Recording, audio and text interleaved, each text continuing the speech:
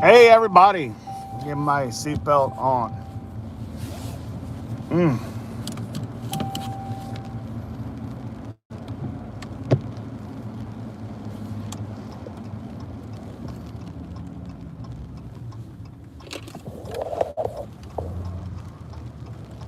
nice.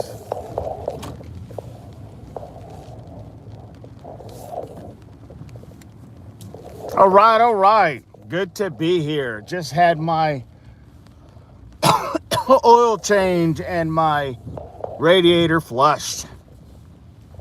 That's why I was a little late coming in at 9. Excuse me. Thought they would be able to get it done a little sooner, but hey, at least it's done. So, so here's the thing. We found out there's a couple other things that are going on right now, and pretty interesting actually. So, what new development has happened? There's a individual that I watched a little bit about, and it's the guy that I like watching. His name is Doug. Doug Goes Live. And he really had some really good information. I mean, this is the same guy that put out the individual that was trying to get literally behind the fence, you know, when he had both backpacks. And he literally was going ahead and making sure you guys can hear me. And he literally was going ahead and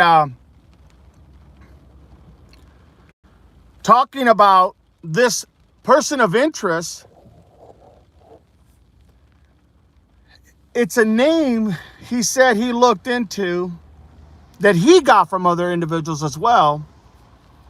And it comes back to someone by the name of Ronaldo or Ronald Lopez. Middle name Aaron. Ronald Aaron Lopez. That's the name that was reported. Gene, what's going on? Morning. I watched an interview with Ashley with a 20-year experienced homicide detective who said most of the guys in Pima County are very young cops besides detectives. Absolutely. And I've been saying that at the beginning, Gene. Thank you. I've been saying that at the beginning. It was said that the sheriff's department is really young. Like, I'm talking experience level at about maybe 4 years at best. And that's young. That's new. Because normally sheriff's departments will have very high experience because people will leave municipalities, people will leave their jobs at local departments, and you know, they'll want something a little bit more kind of, I don't want to say laid back, but they want something a little bit more where they could just, you know, cruise to X amount of years before they retire, you know. And so that is very common that they would get a lot of people who are already seasoned, experienced. And in this case, no, Pima County is very, very young. And that could have been why little things weren't happening, you know, maybe, you know, I mean, they're trying to do a lot of work with just a little bit, you know what I mean? Good morning, Shay. Good to have you in here. Thank you for being here. Appreciate you. If anybody's here new, don't forget, do me a favor, like and subscribe. Doesn't cost you anything, just gives you involved in this conversation. Appreciate you, Shay, for being here. So, yeah. So, the interesting thing here is that literally, Doug, who goes live, was talking about literally a person by the name of Ronald, give me a second here. Ronald Aaron Lopez. Ronald Aaron Lopez. He is the guy that was seen trying to get into the back door or I'm sorry, the back fence when he was trying to unlock it, right? And you guys remember that. So here's the kicker. He literally, Doug was saying that there was a medium who's doing, what medium people do as far as, work and talk about, what they see and whatever the case may be. I'm not telling you I believe in all that, but hey, at this point, I'm open to anything, okay? I am open to anything. So Doug was saying that at the time of that still photo at the very beginning at Nancy Guthrie's home, you remember that, right? Nancy Guthrie's home, they had that still footage. You very welcome, Shay. You very welcome. You very welcome. And here's the kicker. They were saying that individual that was in that front camera at Nancy Guthrie's home, that, you remember when everybody was saying that it looked like a woman with the eyes, how the eyebrows were being done and everything? So they were saying that they got a phone call. And someone called and said, I'm not a woman. And they were all kind of taken back when they got this phone call at this podcast. And so the medium, it was passed to the medium, and the medium asked, well, what do you mean? And the person said, I am not a woman. He didn't say they are not a woman. He didn't say that person there's not a woman. He said, I am not a woman.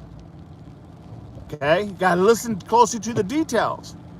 So then, at which point in time, when he said that, apparently he gave some grid coordinates. And trying to figure out, now, I'm going to jump around here, so you just got to bear with me. Doug, the guy that was talking about this, and you can go on his thing and watch it. Doug was saying, yes, no doubt. Doug was saying that what had happened was he gave grid coordinates, but it came back to somewhere in Washington. Now, he believes it was just to throw everybody off.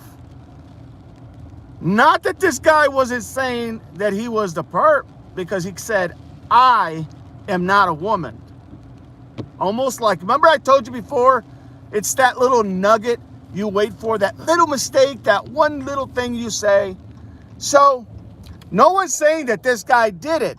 Okay, don't misunderstand me. It's just new information that just came through. And if you listen to these podcasters, Doug and Sleuth and whatnot, you're going to hear a lot of things that, like I said, I didn't even hear. I think that the podcaster's name was Doug Gone Live Portsmouth or something like that. Doug Goes Live Portsmouth is the podcaster's name. And he was saying that he was talking about what was being said, and he said that they actually got a grid coordinates, but it came back to Washington. Now, here's the kicker. Doug said he wanted, remember that guy that was trying to get to the back of the fence? Yes, Doug's Gone Live. Yes. Remember the guy that was trying to get to the back of the fence and he was trying to latch it? He had both backpacks? Well, the thing about that is that Doug said he was trying to locate that residence. Where was that? Did it happen? Because they never gave out the location of where this call was at. And he came out and he was able to establish, he looked up all the names and he found a Ronald Lopez.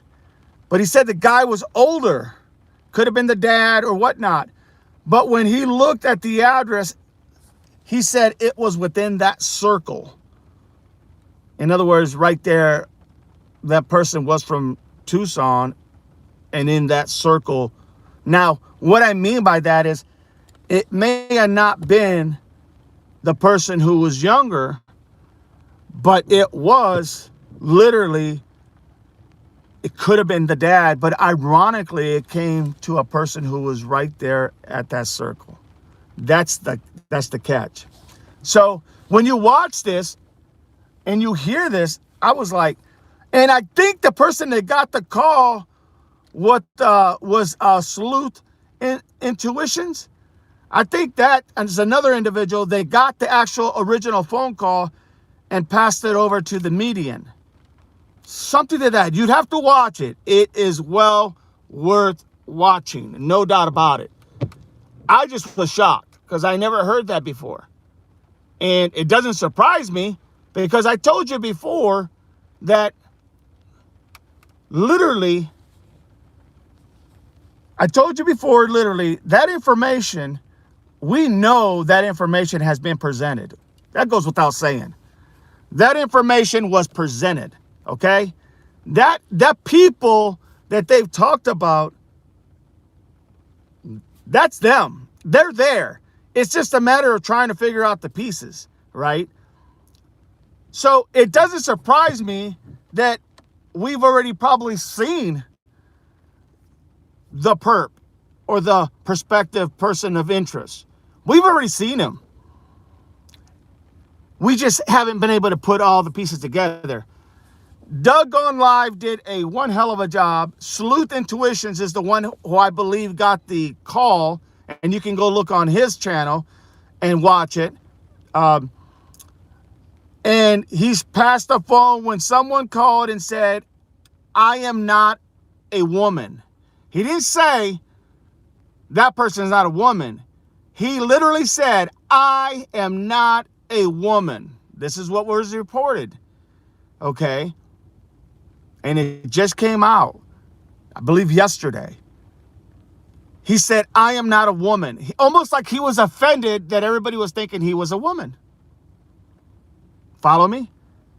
And it slipped. Rather than saying that person's not a woman, he said, I'm not a woman.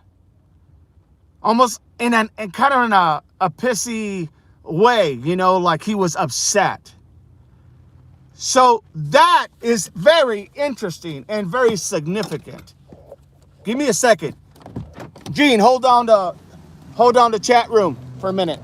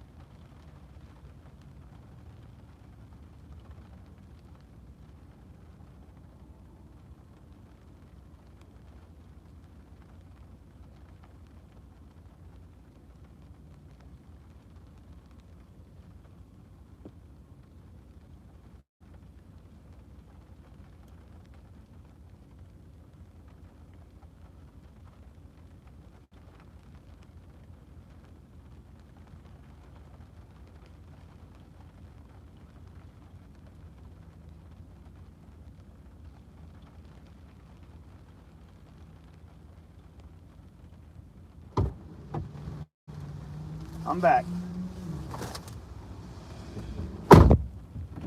So the nice thing about it is that I'm back. So the information that was presented, and everybody, just so you know, I'm going to be in and out, but you're going to be well taken care of. Thank you. So I pride myself in law enforcement. Of my experience, all my years in law enforcement, I pride myself with all that. And the reason I say that for is kudos to Doug, and kudos to Sleuth, and kudos to that median, because here's the thing, folks. A lot of it is common sense. A lot of it is just trying to put the dots, connect the dots. But I tell you what, I don't think any one of them have been in law enforcement before, but you got to give them their props. That is amazing to be able, and a lot of it too is luck of the draw. When they kept saying that this person was a woman, they literally, obviously they frustrated or made angry this person that he went ahead and did that or said that. You know what I mean? So that's interesting for me. And hey, I give props where props are due.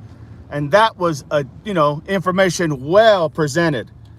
And if you guys watch Sleuth Intuition and watch what he had when he was the one that actually got the call, and you look at Doug, the information he presented, you're going to find out, and even that median, you're going to find out, wow, this is how little things happen.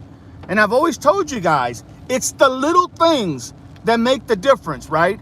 You wait and you wait and you wait for that one little thing that someone says that literally changes the whole dynamics. And that's what you want to go ahead and look for. And that's what you wait for. Apparently, look, I'm not saying this Ronald Aaron Lopez is the perp. I'm not going to say that because I don't have enough information. I am just reporting to you that everything does come together at some point. Now, it looks like a hell of a lead. It looks like something you would really want to follow. It looks like something like I said yesterday, this is literally a person of interest. They need to get a hold of this person. They need to literally interrogate this person. They need to break this interview down. They need to interrogate it to the fullest, because I'm telling you, people don't make mistakes like that and say, that's not, I am not a girl. I am not a girl. That is not a girl. Like, how dare you call me a girl? How dare you say I am a girl? I am not a girl. Instead of saying that person doesn't look like a girl, it was almost like they were offended. And I'm just telling you what was been reported, what I was able to get from these individuals that I watched. And I'm telling you, man, kudos to them for at least giving another solid perp. But the person of interest is literally that guy that was trying to get into that fence behind, that was close to that white Kia Soul. Remember when they expanded the coverage? You saw that Kia Soul? That where there was a Kia Soul, white in color, that was hauling ass during the time when Nancy was taken, abducted. You fill in the blank. So yeah, I'm pretty excited. I was like, oh my God, because it's always that little thing that happens that can make the difference of solving a case like this. All right. Shay said, this is why I listen to you. You put it together. I'm just trying to go ahead and give you guys from my experience. I've worked many cases. I have done many cases, and whether it's a murder, whether it's a kidnap for ransom, whether it's a slaying attempt, whether it's a murder attempt, they're all serious cases. And they're cases that you always look at the dynamics, the little things that could make literally the difference. And when you put all those pieces, that's why I kept saying, look Don't look. It's not always what you see. It's what you don't see. Okay? It's what you don't see. And in this case, it's what you don't hear until you hear it, right? That speaks volume. Don't forget, everybody, click like and subscribe. I would really appreciate that support. Like and subscribe.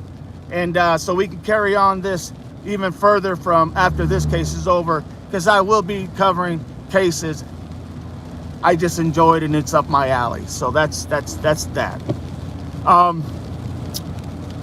Gene says, yes, Simplify. Working the case. Okay, let me read this here for a second. Gene said, I also found out, I guess, her back gate was left open and it was only one door, but a storm door plus the door. Okay, plus the door. Sorry, because, you know, I'm kind of on the move right now. Plus the door that was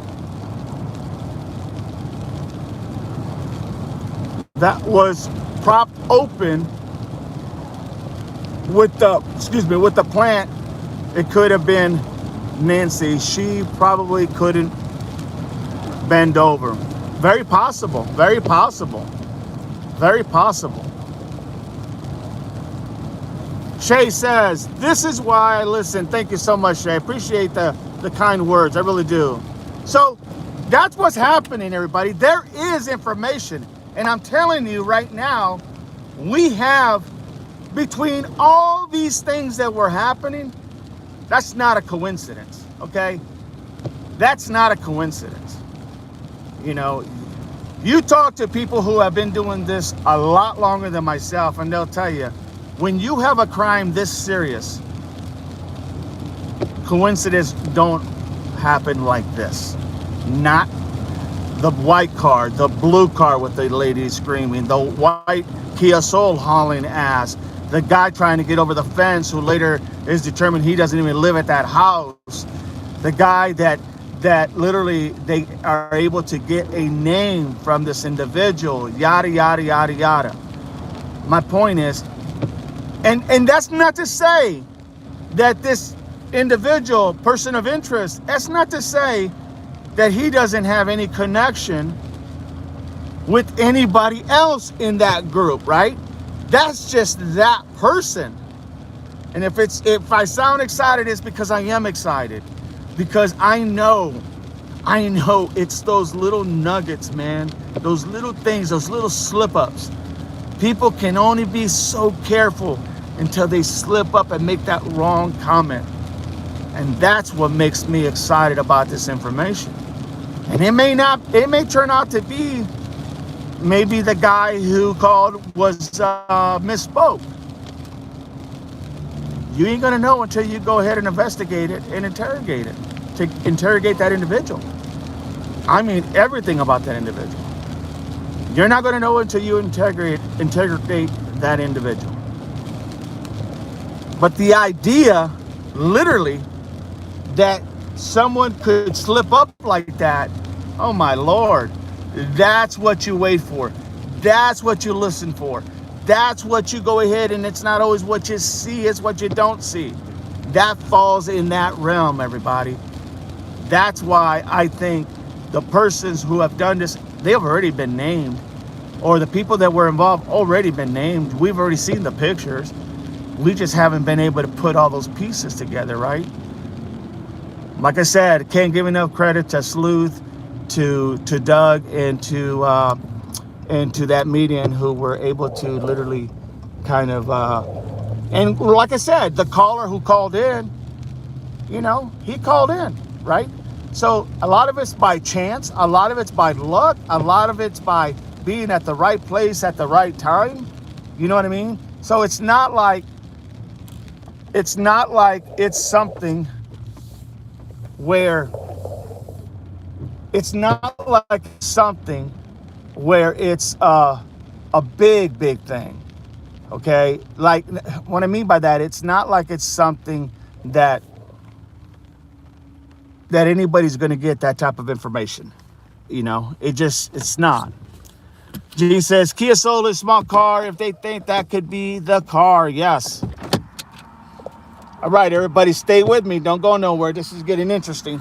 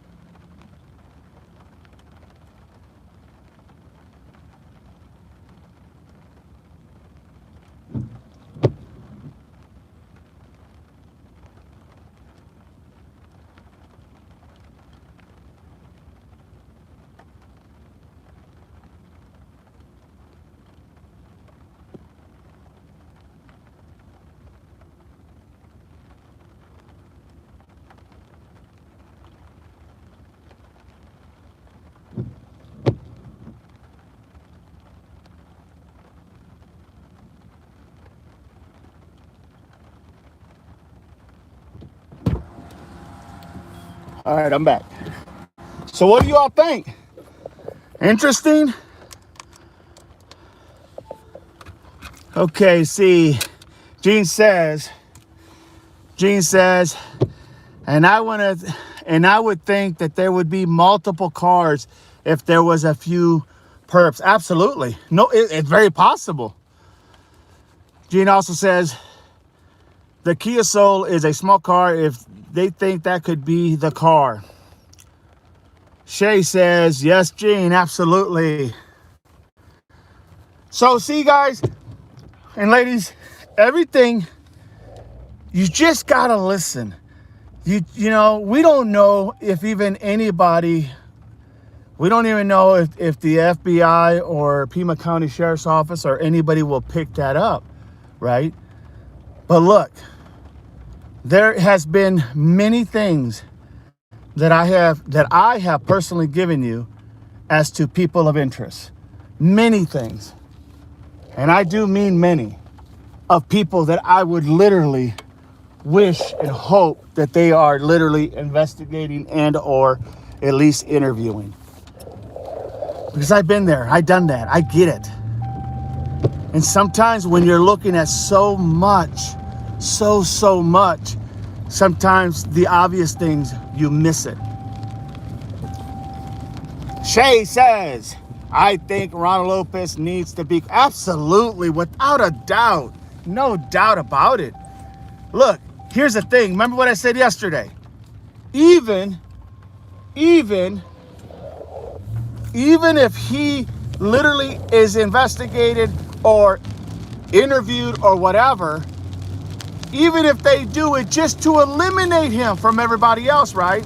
That would be one less person that you have to worry about. Because once you do that, now literally what you're doing is you're separating and you're literally eliminating people who may have potential involvement until you get down to that narrow few. You know what I mean? No doubt, everybody. No doubt. He needs to be questioned. He needs to be interviewed. And they need to, I mean, look, if I was questioning, if I was interrogating this man, I would literally turn him inside and out. And I mean that professionally, not, hastily, but professionally. I would turn him inside and out, and I would know everything about his associates, about his friends, about his contacts, his phone. Because we saw this person, right? We have saw this person in some of these clips. We have saw this person. It wasn't like he came out of nowhere. We just didn't know anything about this person until now. And we still may not know fully about this person, and that's just going to take work. But what we do know is that this person is of interest. No doubt about it. This person is of interest. And like I said, would I still interview and interrogate again the people at the beginning, like LD and the other individuals? Absolutely. Remember what I said the other day? The good, really solid law enforcement people are the ones that keep going back over and over and over, right? There's nothing wrong with going over and over and over because something's going to stand out. In this case, like I said, the information that at least that I watched and I heard being given to us by these other sleuths and other podcasts, Sleuths Intuition and Doug on Live, and literally that median. Hey, if it's all true, that's a very big nugget right there, folks. People don't make those type of mistakes like that, where you say, I am not a girl. And if I'm not mistaken, something where I think it was Sluther or the median said, what do you mean? And that person said, I am not a girl. And then he said something about checking into this coordinates and whatnot. And lo and behold, I mean, when you watch it, you'll understand why this seems so real. Like, oh my God, they may have something here. They might have something here. So yeah, that's what's going on. But get a chance to watch them. Look, I give kudos where kudos is due. And I've always liked Sleuth Intuition. I think he's broken some things down very, very intriguing. What's his other one? What is it? Monkey Intrigue. He's another one that did the side-by-side walking where he put the person at the front door of Nancy's, that photo, that video. He put that person along with another person that you all know, and he showed you the walk, the duck walk that they both had, how they both bent down, how they both did all those movements. I mean, I follow him as well because I think he is really good at presenting that as well. You know, the one thing that I can say, what I bring to the table, is just understanding how to connect those dots. I mean, these guys, hey, kudos to them. And I don't think, like I said, I don't think any of them have been in law enforcement. So kudos to them for going ahead and literally going ahead and being able to go ahead and call it for what it is. You know, I mean, that just goes to show you, if you're interested and your interest is in the right place, good things happen.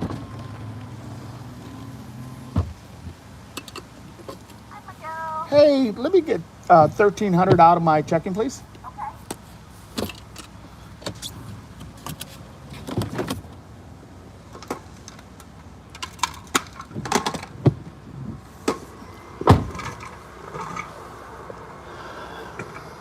Gene says, thank God for all the content creators and folks watching, the people like you that have experience to be out there talking about it, because I truly think it helps with info on the case.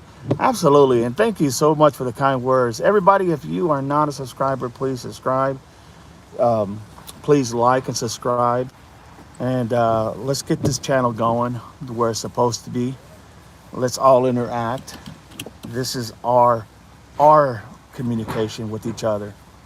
We are the people that, by bouncing things off each other, we're able to maybe come up with things that literally make all the sense in the world, you know? So do me that favor. If you are not a subscriber, please subscribe. Also, there was another thing I wanted to talk about. Not that this wasn't huge, because this is huge, make no mistake. If it comes out to pan out and it's true, this is huge. I don't know why it wouldn't be true, but this is huge. But there was a thing last night that I watched with Brian Eaton, and also he was talking to a previous investigator, if I'm not mistaken. 100 is fine. Um, he was talking to a prior investigator from Pima County Sheriff's Office, and they were going through the backside of Nancy Guthrie from the back of the home, and Brian was getting his information, telling him what he thought, because Etten would ask him questions as to, what do you think? What do you think about the doors being open? Do you think she came out of the front or the back door? And this guy was like, no, I think that, I think because obviously the blood was at the front, it would make sense that they came through the front, and then Eaton asked him a question, and I'm trying to remember everything, so if I screw something up, it's not purposely. But Eaton asked him how, why would the back doors be open? And he says something to the effect of, thank you, sweetheart. Appreciate you. You too. Have a good Easter. You too. And so he asked him what he thought about the situation, like why would the doors be left open? And he said, well, when you're doing stuff, maybe they came through the back. Maybe they came through the back and one through the front, but they left through the front. It's possible, very possible. And I know I've told you guys before that I believe they literally took her out through the back. Now, they were having a hard time walking around, literally, to get to where they had to go, right? They were having a hard time. In other words, they had to wash their feet. Wash themselves what they were stepping on. You also had a lot of rattlesnakes there, and this was in the daytime. And they went to the back and they showed, and they said, even Etten said, at first I thought they were sliding French doors in the back, where Nancy's bedroom was at. He said, but it shows there was 3 doors back there, one in the garage, one by literally the back of the door of the where she was staying, where she was sleeping, and then there was another door just adjacent to it. So there was actually 3 doors, but the 2 were open. And the idea that he was saying that, now this is somebody who worked there at Pima County as an investigator in the past. He said that to him, it would make perfect sense that they left the front, right? Clues showed. Remember what I told you guys before? Sometimes you just got to go where the evidence is at. You got to go where the clues are at. We're looking so far and far beyond, when if we just take what we have and dissect what you have, sometimes that's all you need to do. And you're going to make headway with that, dissecting what you have. Instead of trying to, it's okay to think outside the box when you don't have anything to dissect. But when you have stuff that you can go ahead literally and process and dissect, do that first. So sometimes it's right there in front of you. I'm not saying that this information is right there in front of us, but I'm just saying that's what you want to do. That's how you break down the case. From the inside working itself out. And then when things get to a point where you just have no clue, there's just nothing there, that is when you start thinking really outside the box, like, how could this have happened? Like, what could this have taken place? How did they do this? How did they pull this off? And for me, I still think they could have went through the back, but going through the back just to go around the front.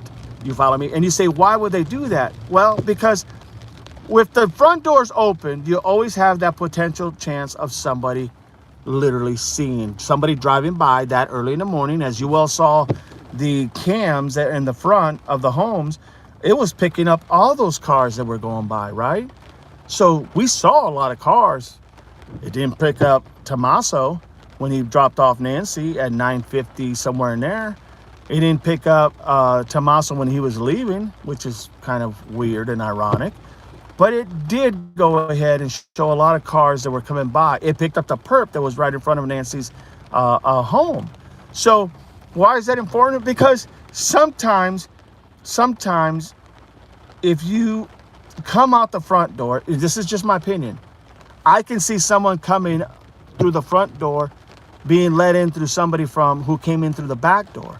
I could see that, no doubt.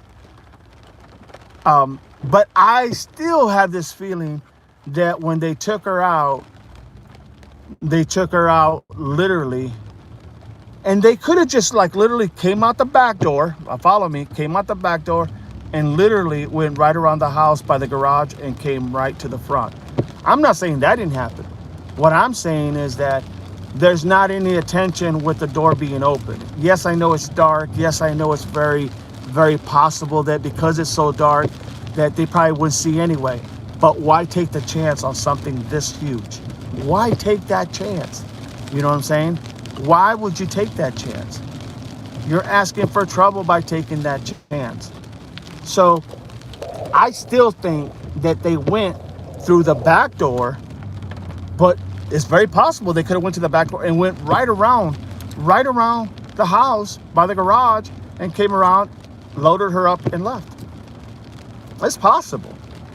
And it's also possible what this investigator was saying, that, you know, he believes that they came out through the front door, loaded her up and left.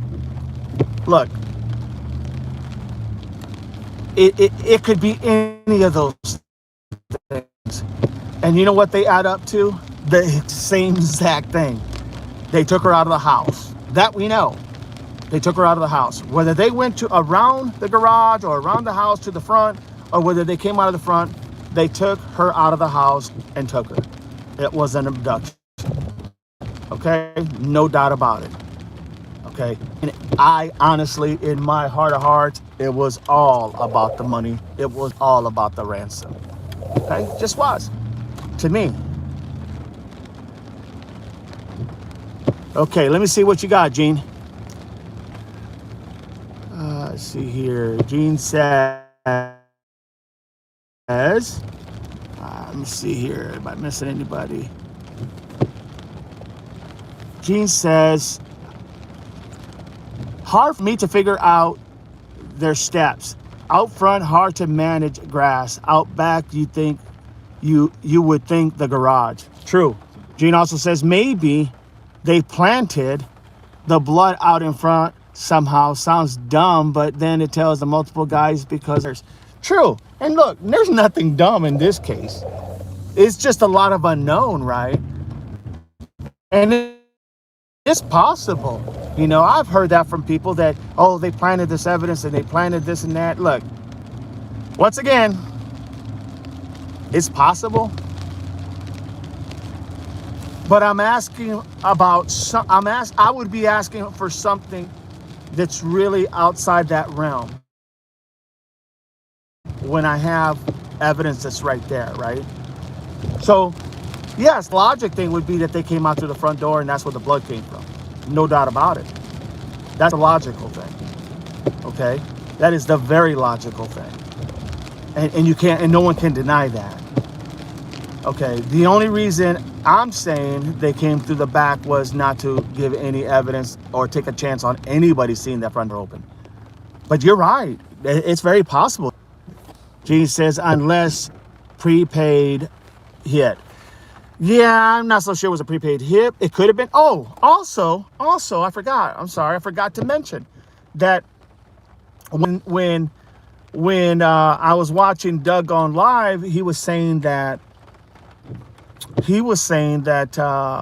that it was known that this guy would travel to Mexico and back constantly, which really kind of was like, oh man, that this guy that he put out there And we don't know if he did it or not. When no one's saying he did it, no one has that evidence, okay? But if he did, if this all comes to pan out, Doug did say that he looked it up and this guy would travel back and forth to Mexico. How he knows that, I have no idea. That part I don't know how he knows. I may just shoot him a text and say, hey man, how do you figure this and that and the other? But it's very interesting, right? I mean, I don't believe 1 minute that Doug would put anything out there that he did not hear or did not see or did not watch. Okay? I think that man does his homework, and kudos to him. So that was the other thing, that this guy does go apparently back and forth to Mexico. Well, that would explain how he may or may not have taken Nancy to Mexico. I don't see that logical. It's logical because he goes back and forth, but hey, you never know. You just never know. I know you're fine, Gene. That's what you got to do. You got to think. You got to think about different things, and sleuthing is nothing wrong with that. Gene says, unless a prepaid hit. And then that one, I don't think so, because if that was a prepaid hit, I guarantee you, if that was a hit, she would have still been laying on her bed, and she would have been unalive laying in her bed for that. You know what I mean? In my opinion. Hey, Devil Dog, what's going on? Sandra Velez, what's going on? Okay. I haven't heard Devil Dog in a while, but hey, I like Devil Dog. What's really outside the realm is that they went in and out of the garage. What's outside of the realm that they went in and outside the garage? Nothing. Nothing's outside. I mean, there's nothing outside that says that couldn't have happened. I mean, if she was dripping blood, I think they would have found blood maybe in the garage. And that's the only thing that stops me from saying they left, even though I believe they went out the back door.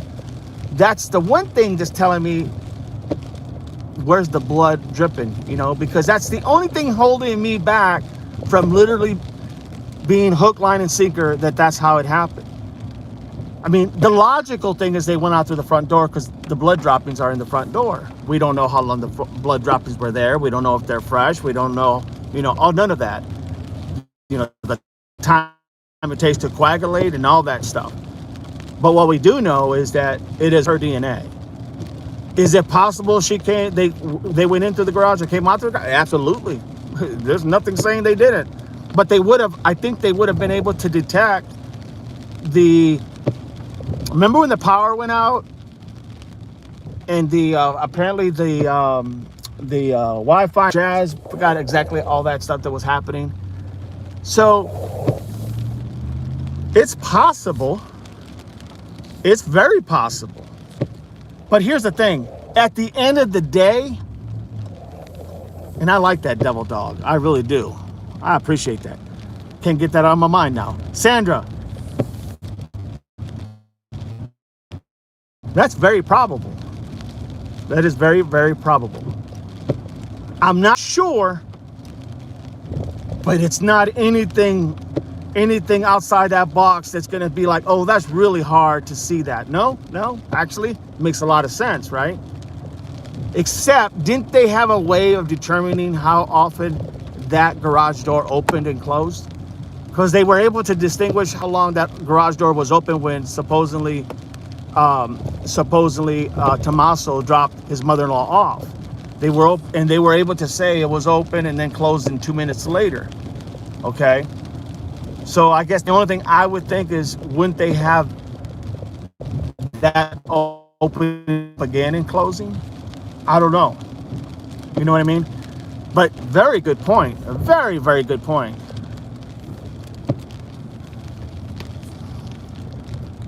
My theory, they went in the garage, disabled the breaker box, Half of the team went inside to do what they had to do. Team went outside to secure all cameras. Went through that. Hey, that's a very good take. No doubt about it, Sandra. I like that take. I like that take. I mean, I'm thinking there's probably no more than 3 people. And the only reason I say that for is because the more people you have, the more chance that you have that somebody is going to go ahead and leak something, right? Somebody's going to get drunk. Someone's going to start running their mouth. Someone's going to say the wrong thing. You know, the more people that's in the group doing this, the more prone that you have somebody may slip up and say something they shouldn't have said. Okay. However, your synopsis is I mean, I like that. I think that is very, very probable. Matter of fact, that's a very good take. But at the end of the day, whether she was taken out the front door, back door, through the garage, or out the garage, she was taken for a reason, right? And the reason has to be it was money motivated. It was all about the money. It has to be. Because that's the only reason why you would take somebody. You're not going to take them to threaten people. You're not going to threaten them to say it. You know, see, Devana, you should have went out with me. You should have came out with me. I tried to tell you, you know, I was a good guy for you, and you didn't want to give me the time of day, so I'm going to take your mom until you decide you want to go out with me. All right, everybody, I'm back. Sorry, we just had a couple little glitches again. You have to know there's a storm right now. It's not a storm, but we have a lot of bad weather last night, and we have a lot coming today. So just know, sorry about that. I'm going to stay out of this area, no doubt. But Sandra, very good points. Thank you. Very, very good points. Love that thinking, because that's a very good point. The only thing I could say that I would say would be that there just wasn't any blood, but hey, maybe there just wasn't any droppings of blood there. You know, it's possible. It is possible. No doubt about it. All right, let me go ahead and read these here.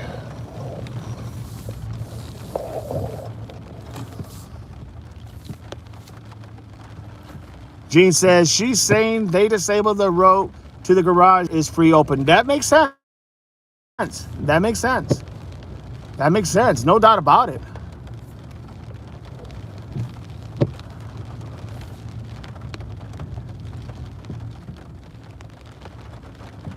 Yeah, I mean, no, I appreciate that, because that does make sense.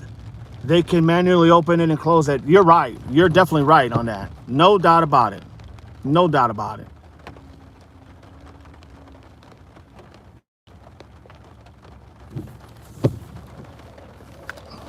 Gene says, it is a heavy door. It is a heavy door.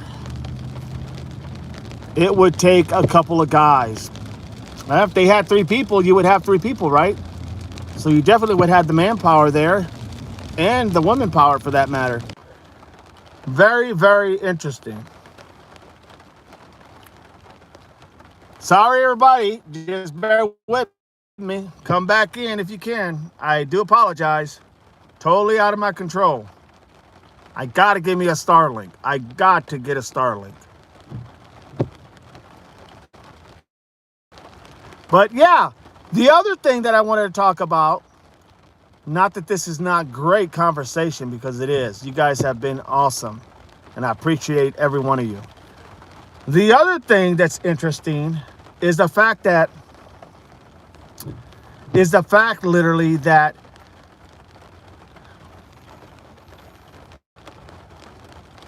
Ashley Banfield stated that her sources, who she relies on a lot, yeah, but it's to buy the Starlink, Gene. I think to buy it, it's a lot more, I think. But here's the thing. The idea that literally Ashley Banfield said that her sources told her, and they're reliable, she said, that there was that there was blood in the house, and that there was like everything was messed up. In other words, there was not trash, but like, things were knocked down, things were moved, it was a mess. It was a mess.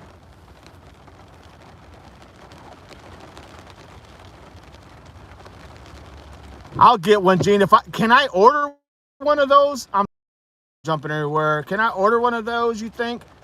And they give you the actual Starlink, and then you just pay monthly on it or something, or it's monthly for the signal? Is that how it works?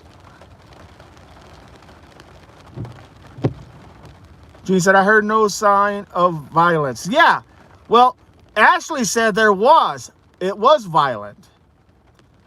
Brian Eaton talked and said that his sources told him everything was nice and neat in place.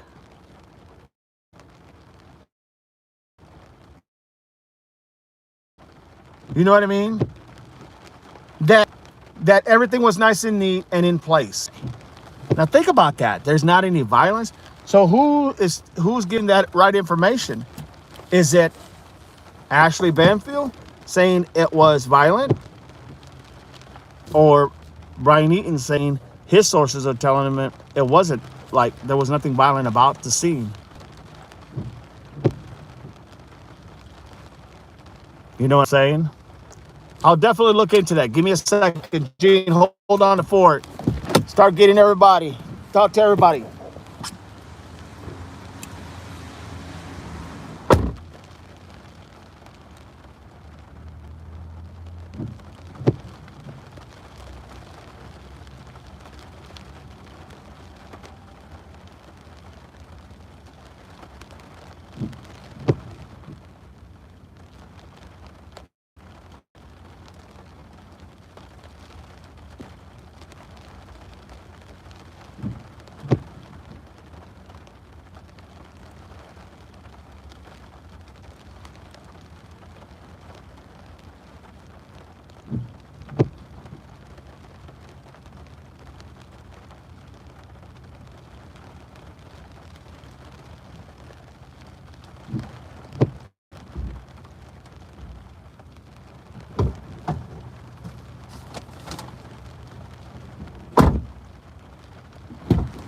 All right.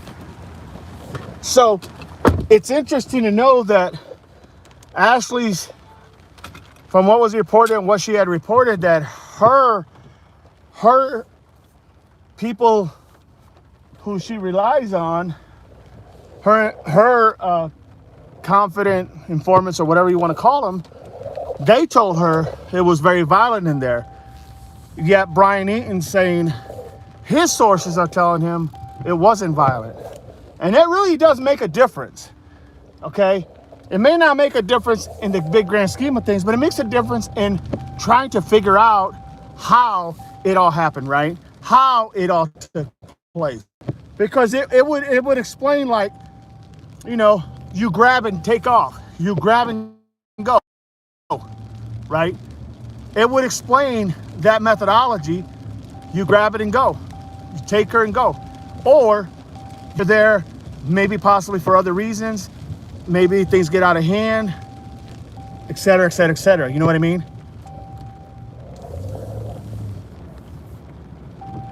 Yeah, that's what I heard. Is said that they said it was like everything was good.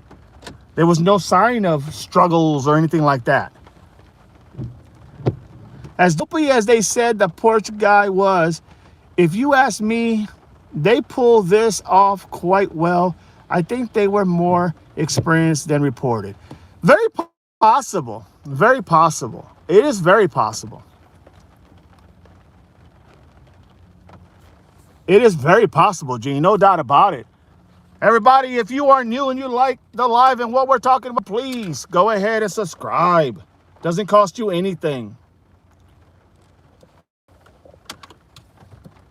They said it was immaculate. That's what I'm saying. The contradictory between Ashley Banfield sources and Brian Eaton's sources, and it does make a difference. So kind of makes you wonder, right? It would make anybody wonder. Gene, hold the fort down.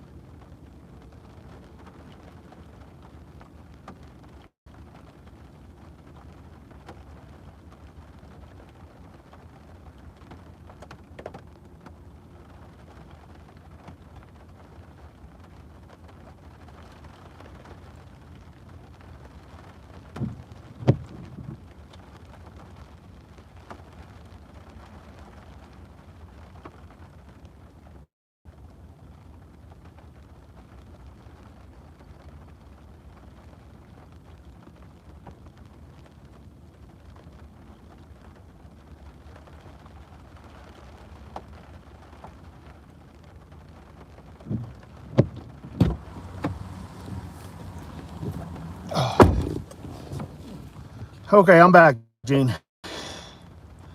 Whew. So that's where that's at. Has anybody heard anything different? Carol Reed, good morning, Carol. Good to have you. Glad you are here. Been a great conversation.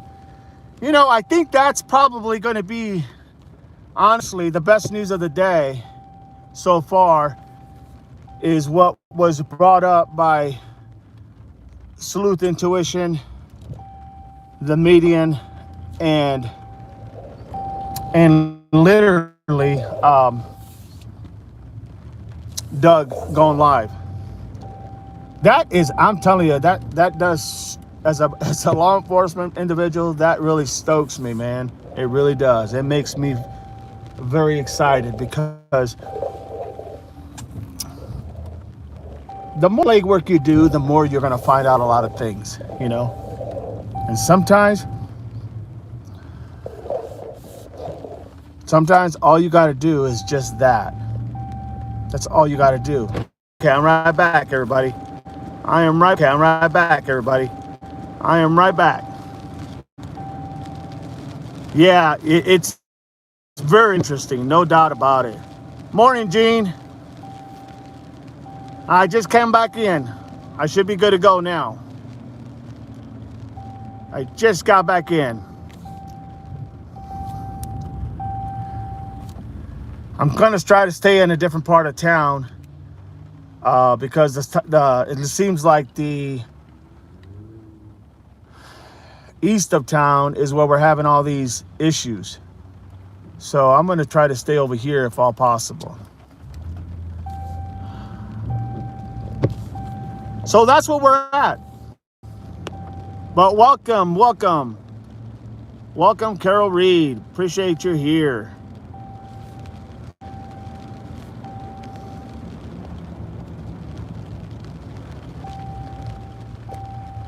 Sandra Velez, thank you too as well for being here.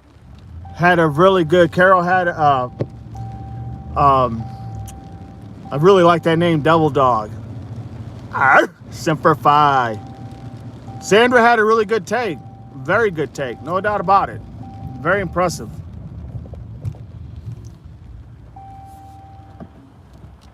G says, my husband is out there for work. He has the same problem. Oh, I hate it.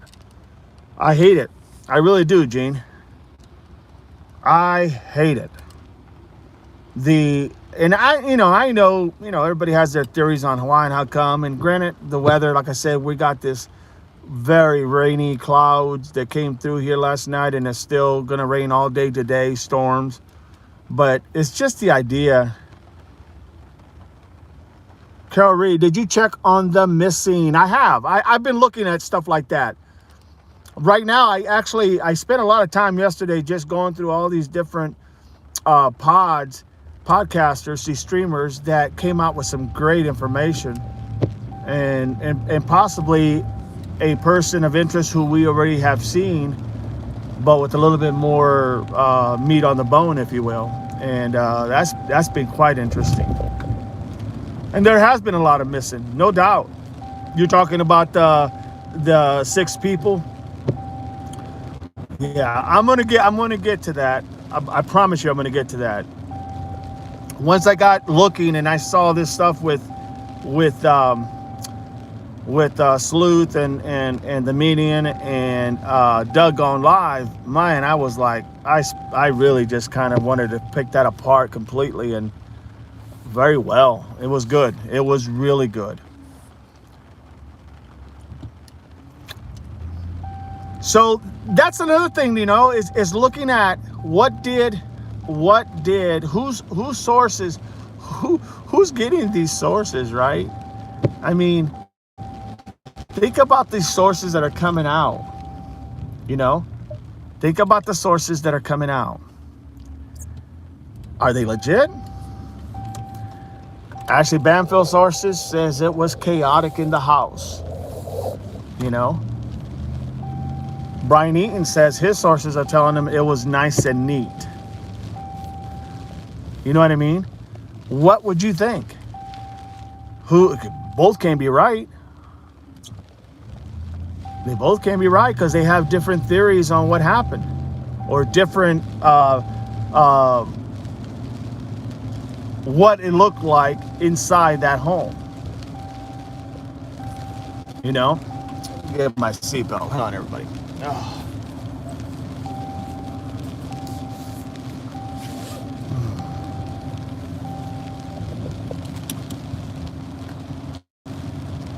So yeah, it's interesting. I'm gonna look at those. I think it's up to like 7 people that have gone missing, if I'm not mistaken, Carol. It ought to be interesting to see. And being military, that's something that I would definitely love to look into and make sure that see what I can come up with, in my opinion. But getting back to what's going on, I'm not sure that a lot of flyers and all this stuff. I mean, hey, you know what? Kudos to everybody who's doing whatever they feel they need to do, because hey, they're doing it and others are not. So hey, all I say is Semper Fi to everybody. But I will say this, the idea that the PERT, or another solid person of interest, is a person by the name that Doug put out there, by the name of Lopez, last name Lopez, first name And he was the guy that was trying to get into the house from the back fence. And when he looked this individual up, I mean, I was just blown away with that information because it was so interesting. So interesting. So interesting.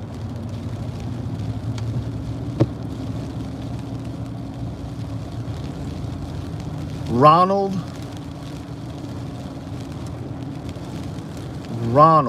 was the person of interest. First name was Ronald, last name Lopez.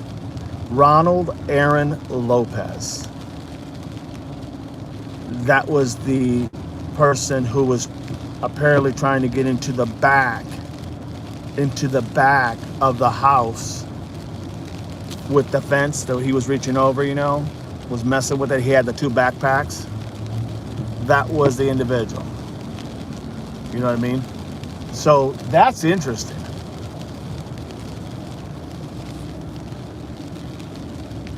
Elia's in the house. Good to have you, Elia. Yes, the Lopez analysis by Doug. Why is no one looking at that? Elia, I am with you 110%. Look, remember what I told you guys the other day? I told you, we've probably seen this individual already.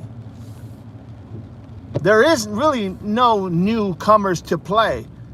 And this individual we have seen, we just never knew his name. And it appears that between Sleuth Intuition, the Median, and Doug, they got that information. You know what I mean? So, in that aspect, very interesting. Very, very interesting. Elia says, why is no one... I'm hoping that they will eventually go ahead and look into that, in all honesty.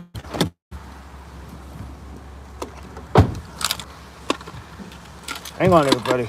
I'm still listening. I just got to go ahead and make a deposit here.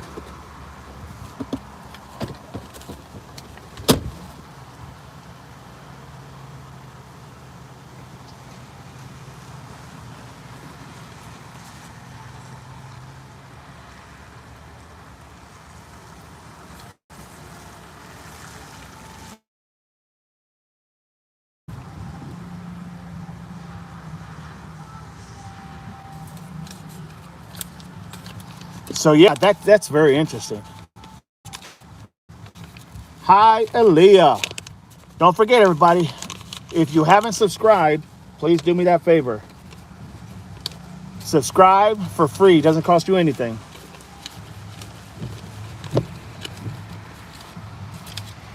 Doesn't cost you anything. Just lets you know when I will be going live and we can have that conversation. We got to build this channel.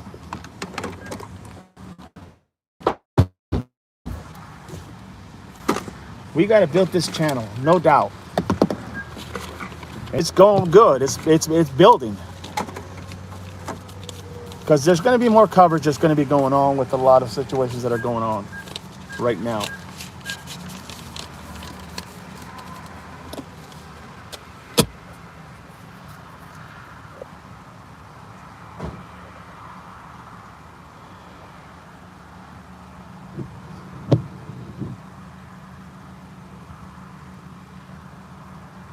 Elia says wrong. Nancy when trying to cover his ass. Elia, you broke up there. I didn't get everything. Okay, there was a call into JLR. Let me see. Okay, let me read this. Let me start from the beginning here. Carol said there was a call in on JLR saying it could have been a wrong Nancy. It was creepy. Wrong Nancy when trying to cover his ass. Yeah, I agree. I think I follow where you're going. Yeah, I can see that. I can see that big time, no doubt about it.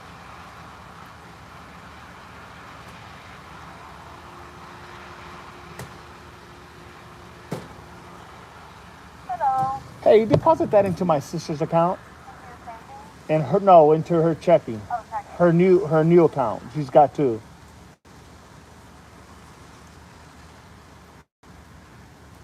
Are you on the account? That's why my ID's there. Okay. Well, you said her account. I'm just making sure. No, no problem. All right. Thank you. So yeah, that's what I'm looking at. Would you like a paper receipt or an email? Give me a paper. Yeah. Okay. No Thank problem. you. Appreciate it.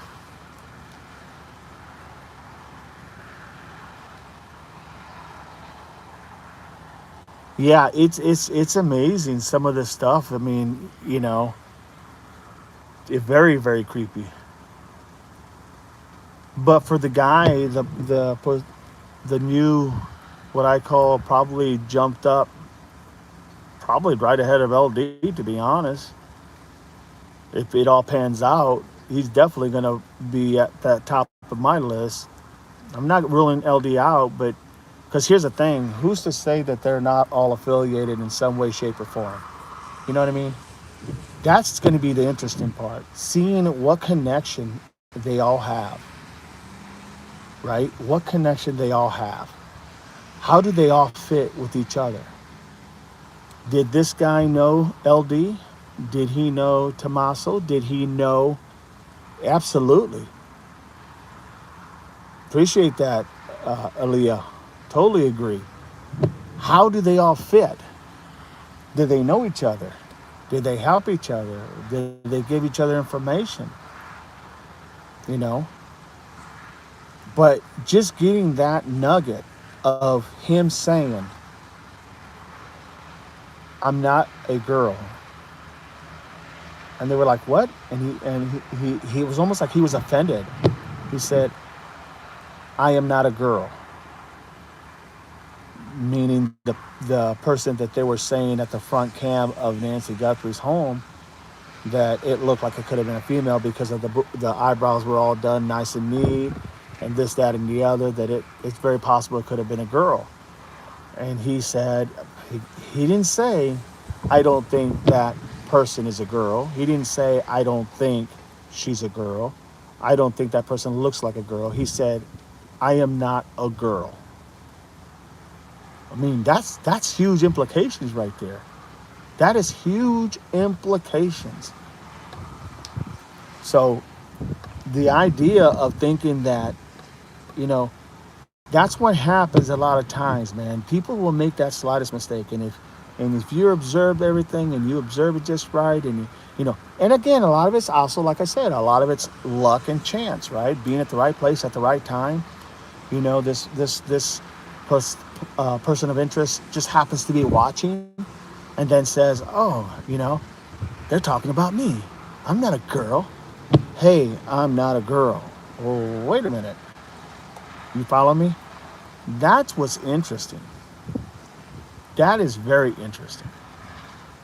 I would turn everything upside down for this individual. In all honesty, I think he's literally, I would still put him right underneath LD until I get those answers that I'm looking for from LD. Until I get those answers, that's the only way. You're all set. You're speaking to. You have yourself a great day. Thank you, sir. Appreciate it. Take care.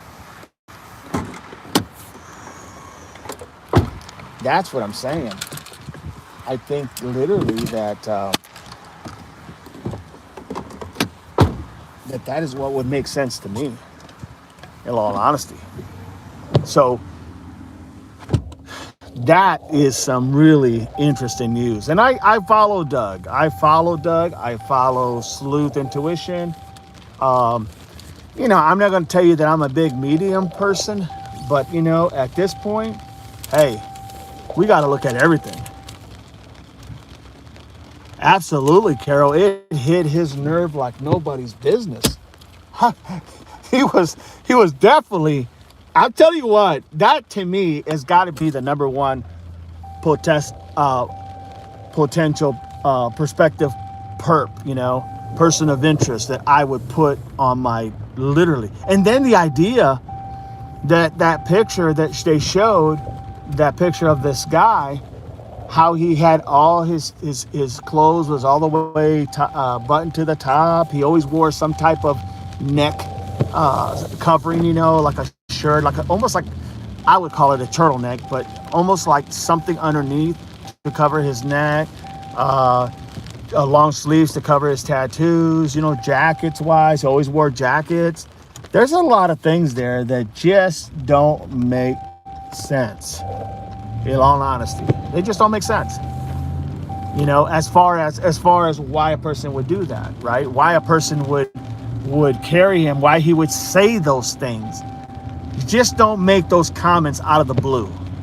And if you're trying to cover this up, which you're trying, sometimes you're going to make a mistake and you're going to say the wrong thing. And that's just a fact. You're going to say the wrong thing. And I think that's what happened here. I think that's exactly what happened. So my mind tells me that this is definitely someone who needs to be looked at and looked at hard. Wasn't LD the one who covered himself up? I mean, arms and stuff. Yeah, he also did that when he went into that interview. Get my glasses here. When he went to that interview with Brianna Whitney, Dean, he covered himself up completely. He literally covered himself up. But so did this guy. They showed a picture of this guy, and he had literally, it was like looking at a twin as far as him doing the exact same thing. Tattoos, they showed him with almost like I said, I forgot what they called it, but I would call it a turtleneck, but it was like something covering up his whole neckline, so you couldn't see his neck. Maybe it's because of tattoos, marks and people who do these kind of things are not wanting to give anything outside the box. Well, what did the person do when he was standing in front of Nancy's house? He did exactly the same thing. Literally, he did the same thing. He went ahead and he was covered head to toe, right? Of course, this perp was trying to go ahead and do what he did. It's Logan, buddy. Picking up for Logan. So that's the idea. You know what I mean? And there's only a reason why you would really go outside the box and literally try to hide yourself from everybody else. The layers of clothes changed his body shape. Absolutely. No doubt about it. I'm telling you, that person that they came out with information definitely is someone that I would be, he would be on my top of my list, literally. He has to be. Gene says, that's the problem. Thank you, buddy. Appreciate you. That's the difference. He has to be on the top of the list. I don't know if he is or not. I don't even know if the FBI are even looking at this person or not. But it would only make sense to me. North Main Street. Oh, where am I going? 175. Okay, I gotta have to go this way.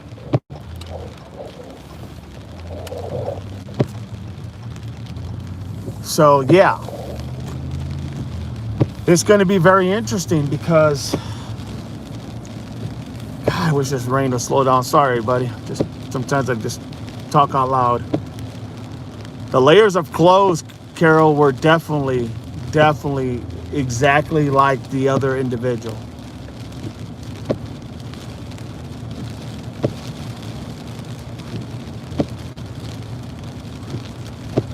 Okay, so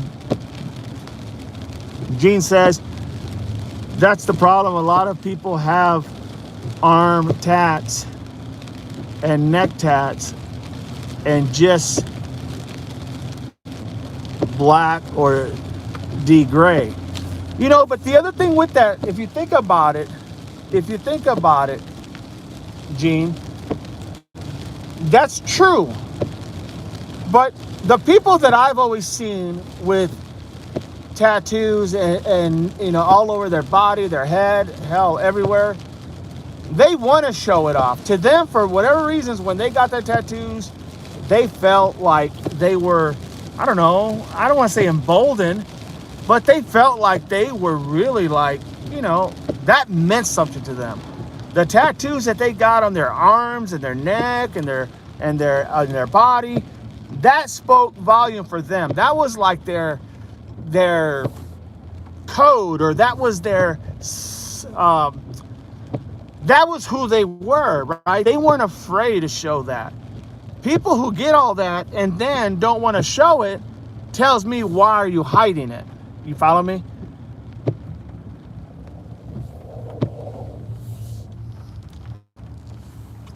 Why would you hide something that you're really proud of? Because you got it, right? You got it because for some reason you identified with this. In some way, shape, or form, you identified with it. So why are you going to hide it? Damn it. Why would you hide it? You know? You identify with it.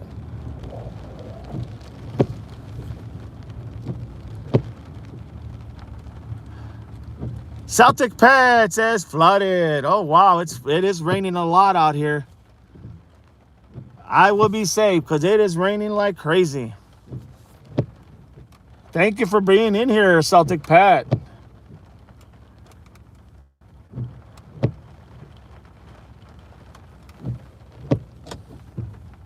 They had an expert of tattooing had said the black and gray could be of gang significant. Carol Reed says it's personal graphics. Hey, this is DoorDash. I'm out here. Gotcha. They said it's black and gray and could be gang descent. It's personal graphics. Thank you so much, Celtipec. Appreciate you enjoying the stream. Don't forget, click like if you are not a subscriber and subscribe.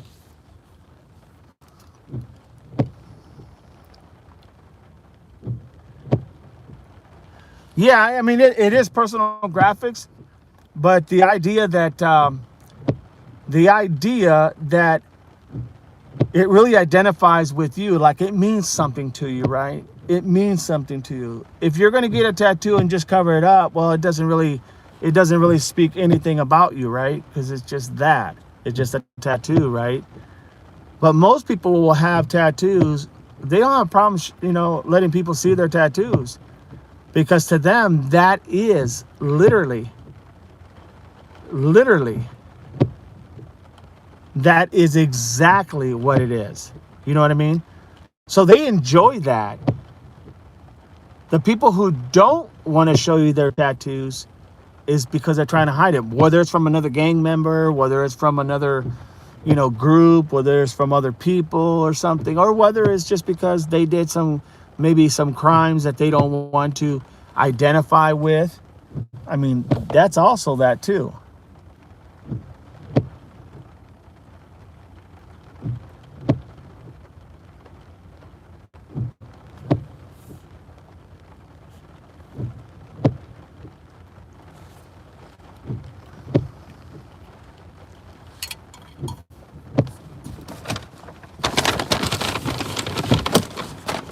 Here you go, buddy. Thank you. You have a good one, my friend. You too. All right. So that's where we're at there.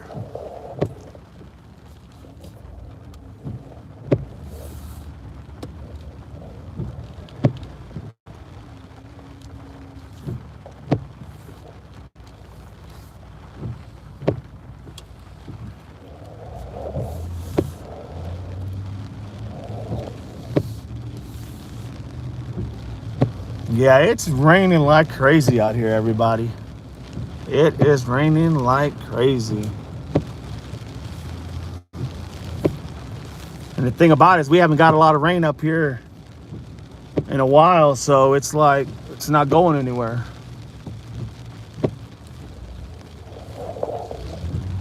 So yeah, what does anybody else think? Do you think, I mean, is this information intriguing? Does it really make you think like maybe this is exactly what we've been waiting for? You know, what's your take on it, chat? What's your all's take on it?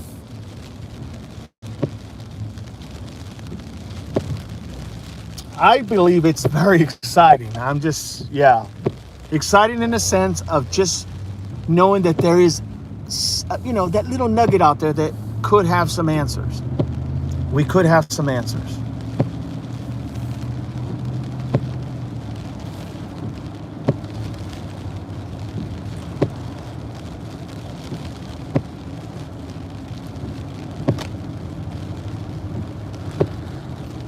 So there is people out there right now, you know, sending out flyers, giving flyers to people. I watched Jim yesterday. Man, that I don't think anybody works harder than that man physically. Well, when it comes to going out there and searching, that is. He goes out there and, man, he's on his bike and he literally was passing out flyers, checking stuff out. Kudos to him. I like Jim. I think Jim does one hell of a job, literally. And it was nice to see, Mark the Shark. He was doing he's been covering a case up there. Somebody, a 14-year-old named Celeste. I think Celeste, I can't think of her last name, but her first name was Celeste. Yes, Carol, he is awesome. I really enjoy him. He's so down to earth. And I like people that are just down to earth, He doesn't try to sell you anything. He just tells you about what's going on, and I like that. Carol Reed says, Dad is coming back. Well, I figure he was going to come back because it seemed like everybody else came back, And so I figure it was just a matter of time before he came back. I did get a couple glimpses of some of the stuff he was covering over there in Bakersfield. But yeah, there's a lot there, and like I said, kudos to all of them who are doing, the work and, reporting. Kudos to the ones who are reporting on what's happening. And many thanks to the people that are actually getting down and dirty, trying to find those answers. Literally, like Jim. So I really do enjoy watching.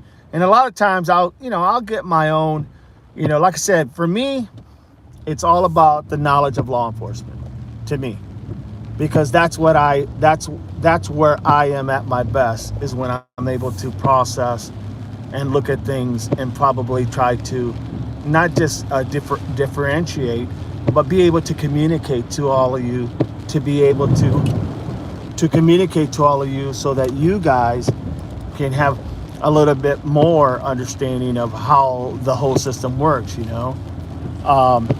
Any news on nanos? I know that they took a vote of no confidence, and it was like, I thought it was like 241-0 in favor of no confidence. So nanos is not looking good. Anybody hear anything lately? Because I ain't heard nothing about nanos lately. But I can assure you, I don't think he's going to be there much longer.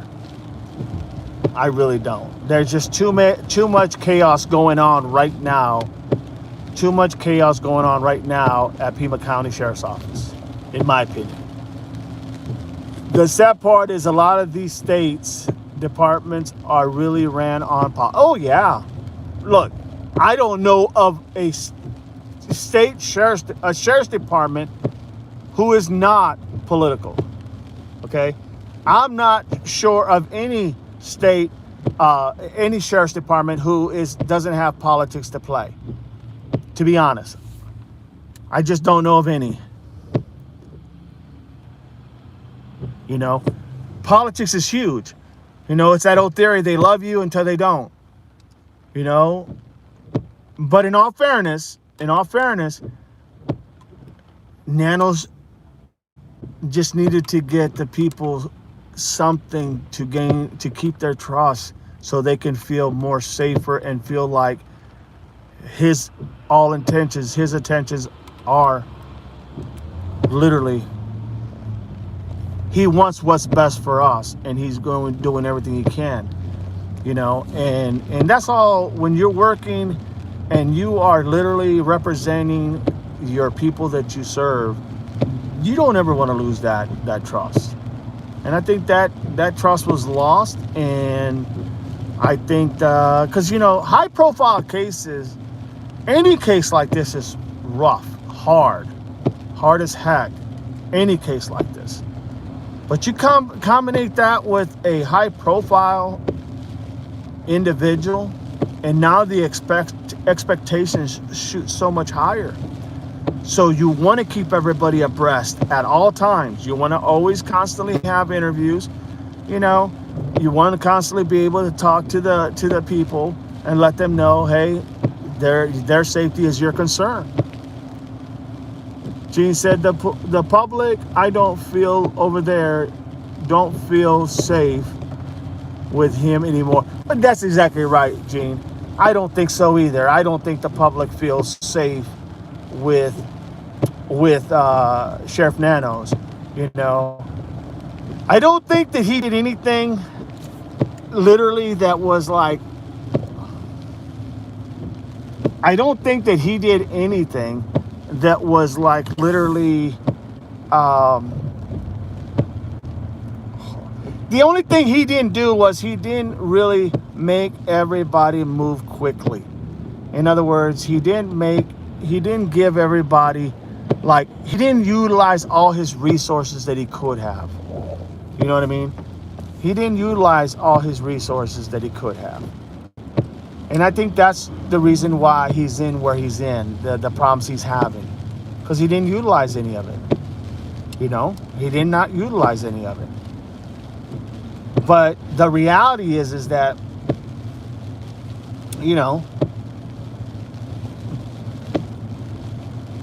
he has to be, and you can never lose trust of the people that you represent. And I've already explained to you all, like, the little things he could have said that could have made all the difference in the world. And everybody has different ways of doing things. Everybody, been there, done that, have different ways of conveying with the public, different ways of communicating with the public. Everybody has different methodologies of how it works for them. But yeah, he was so far, people just lost hope in him, I guess. That's why they push for the streamers, really gets that out there. Yes, absolutely. And I will say, I was watching it the other day when I was watching a lot of these different streamers, and I did ask myself that question. Okay, why do I not hear? Like, it wasn't so much why do I not see any police or anybody looking for Nancy other than streamers, or for this case, Jim. How come I'm not seeing anybody else out there? And then I also remember that ship has sailed. They should have done this from day one, and it should have been massive, because you only have so many hours to really try to resolve this, because if you don't do it, the chances and the averages of the percentages of a success rate drops tremendously. I mean, tremendously. So yeah, that should have been done. But in the same token, I also look at, and I it's like anybody, right? You look at it and go, how could anybody, why is nobody else out there? And so that did trouble me. Probably for the first time of this case, where I really just sat back and said, why am I not seeing anybody out there? Why am I not seeing anybody? And I'm not talking about streamers. I'm talking about law enforcement. I'm talking about people that are supposed to be doing what they can to find her. And I didn't have an answer. I didn't know why. And that kind of took me back a little bit, to be honest. He's hiding out for real now. He's got so much going on. He does. He does. No doubt about it. In the beginning, Nanos told the public not to search. And that made no sense to me, Carol. That made no sense to me why you would do that. Why you would tell the people not to search. Like, what possessed you to say that? He was better off just saying, look, if people want to come out and do searches and that, hey, that's fine. Just understand, just can't go on people's private property. But, you know, if you want to, you know, look, hey, the more eyes, the better. You know, he would have covered the end that people can't just go on private property. And he also would cover that more eyes on this would only be helpful. But he didn't even do that. And you ask why? Why didn't he do that? Why didn't he do that? Makes no sense. None. Zero. You know, I've told you all that if that was my mom or a loved one, I mean, and I say this respectfully, no one would stop me from looking for her. No one would stop me from getting my friends together and going out searching. And yeah, we would know that you can't just go on private property, but we would still search. I wouldn't go get a permit just so I can search. Are you kidding me? And yet, that's what we're hearing. That's what we're seeing. That's what was happening. Once again, makes no sense. None. Zero. You know, I don't know what he was thinking, in all honesty. I would have had search and rescue out there. I would have had, you know, I told you guys this before. I would have had the Arizona Highway Patrol investigating teams out there if they could have been able to help. You know, if they had time to help. I would have had, you know, local PDs. I would have had Tucson Police Department out there. You know, I would have had everybody that would have been able to be out there. Everybody that would have been able to be out there, I would have had out there. That's just the reality.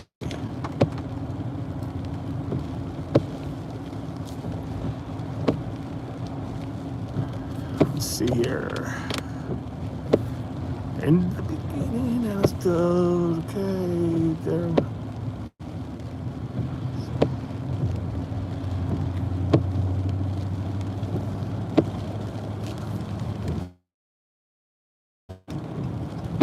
Trying to read. Just give me a second.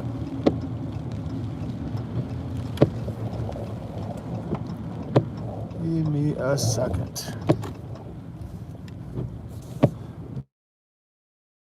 Said there's nothing but smugglers, backpacks out there in the desert, and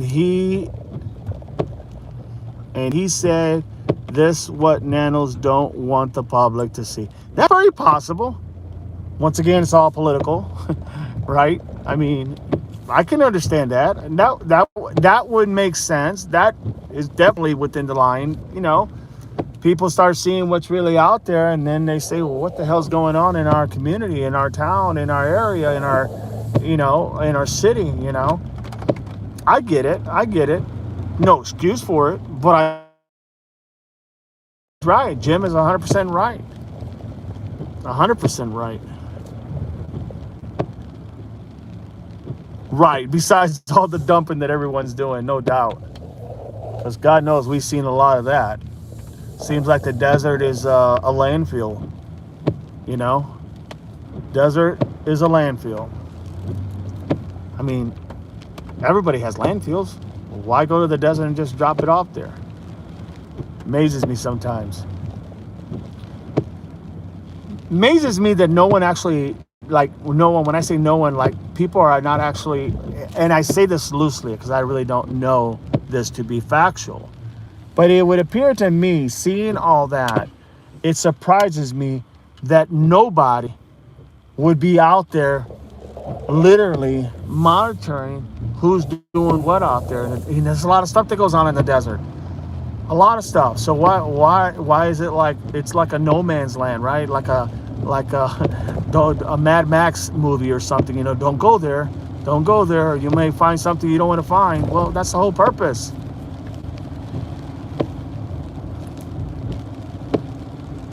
So yeah, I mean, I really think Nanos is gone very quickly. He ain't gonna make his term nowhere near, and I do think that he is going to be literally gone. Literally. There's no way to survive this. And then you have the other deputy that went ahead and was arrested and charged with the kidnapping of a woman, you know, that he found very appealing to himself. And I mean, at a time when this is going on, boy, that probably just sunk literally Sheriff Nanos right there. That was probably the nail in the coffin, in all honesty. Travis Reynolds. That probably was literally the nail in the coffin.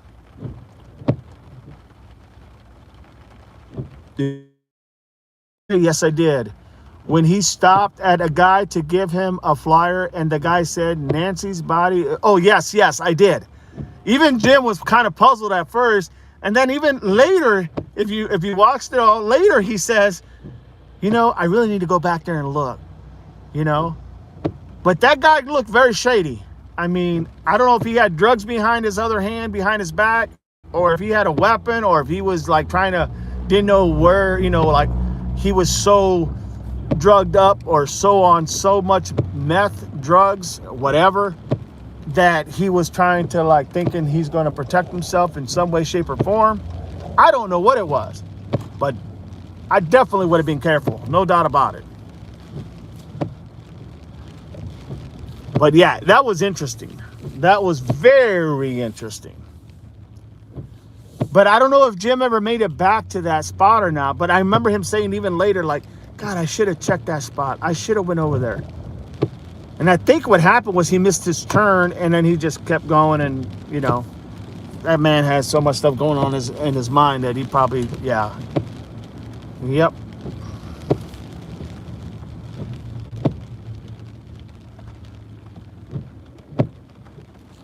Yeah.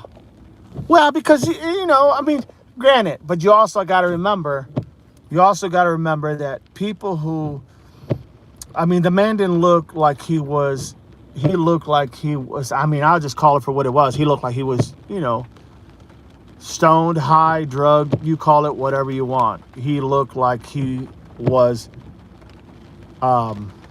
literally not well in the mental state.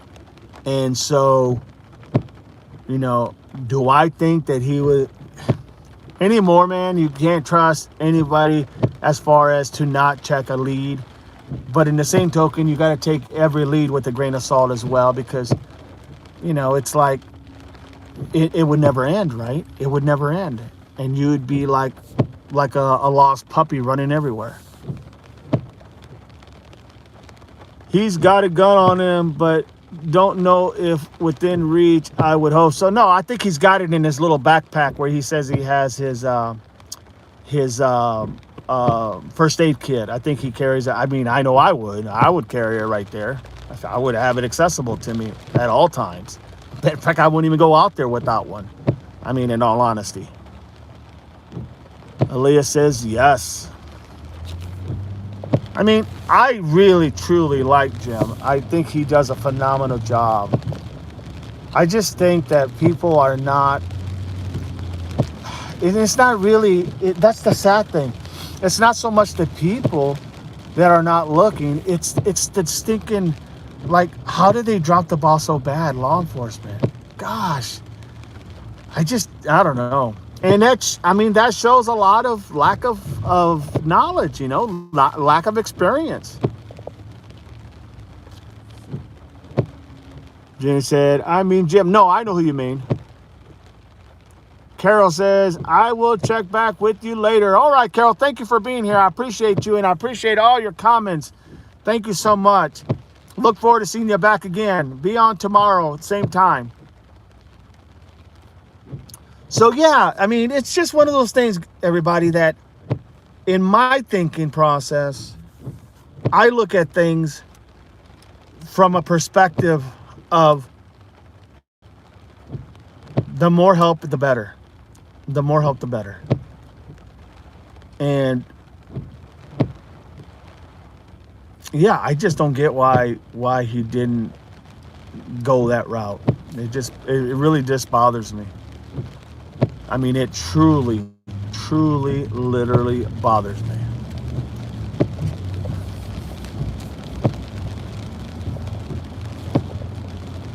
Only 2 years experience as a detective. The head of the case. That's your problem too, right there. But here's the thing. As a sheriff, you get to put the people that you trust best to do that job. Okay, as a sheriff. Because it's an elected position, you get to decide who's going to be the undersheriff, the person below him. You get to decide who you want as your coroner. You get to decide who you want as your investigators, who you want as your patrol commanders, and who you want as your sergeants and your lieutenants and your captains and all that. You get to decide that. Why in the hell would you put anybody with only 2 years experience as a lead investigator? No knock to him. No knock to that individual. Hey, I'm sure he did the best he could for what he knew. But the idea that you're going to take somebody with 2 years and then, but then again, you look at the department, and I think as a department, they're only like no more than 4 years experience. And that's low. An average of 4 years. I mean, I have read something that they were getting officers, they were getting people from college, right out of college, to come in and work. So that means they went to their criminal justice, they got their degree or whatever, possibly, and then they went straight over and worked at the sheriff's department. So, or they just got their certification, and then the sheriff's department hired them, and they're like 21 years old, 20 years old. Now, this last knucklehead that did all that stupid stuff, he was 22. But my point is, that's young. How are you going to put somebody that young in that position? My gosh, if you don't have anybody, then you go find somebody to come work for you, that has experience. Once again, it's not about the guy that doesn't have experience. It takes time to get it. You know what I mean? But it is your responsibility at the end of the day. The buck stops with nanos, literally. That's how that works.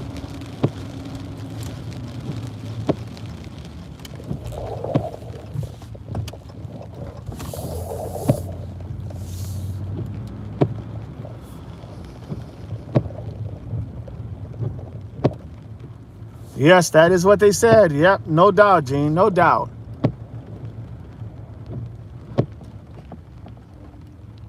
Oh, absolutely. It does take a long time to get it. I've had to do it in Oklahoma. I've had to do it in Ohio. It does take a long time. But once you get it, you kind of never really lose it. And what I mean by that is you don't really ever lose it, because you can pretty much go anywhere, and in most places, they'll have you just take their legal block, which means their laws for that state, because you have everything else already. They'll usually just have you go to the legal block, and then once you get that done, you're certified to go and work anywhere. So that's usually, but like your big PDs, like your New York PDs, California, LAPD, and all these, yeah, they're going to send you to their own school because they want to make sure you get it down the way they want you to get it down, which is totally understandable. But sheriff's officers, they're a lot more lenient. A lot more lenient. That just goes without saying. They're a lot more lenient. They kind of, I hate to say it, but they kind of make their own rules as they go. That's the power of the sheriff. But the 20-year detective said they could have called up seasoned homicide detectives, even retired. Like I said, if you got that lack of experience, yes, why wouldn't you do that? It makes no sense to me. None, zero, nothing. You know, yeah, it just makes no sense. All right, everybody, give me a second. Gene, if you could hold on that floor, I appreciate it.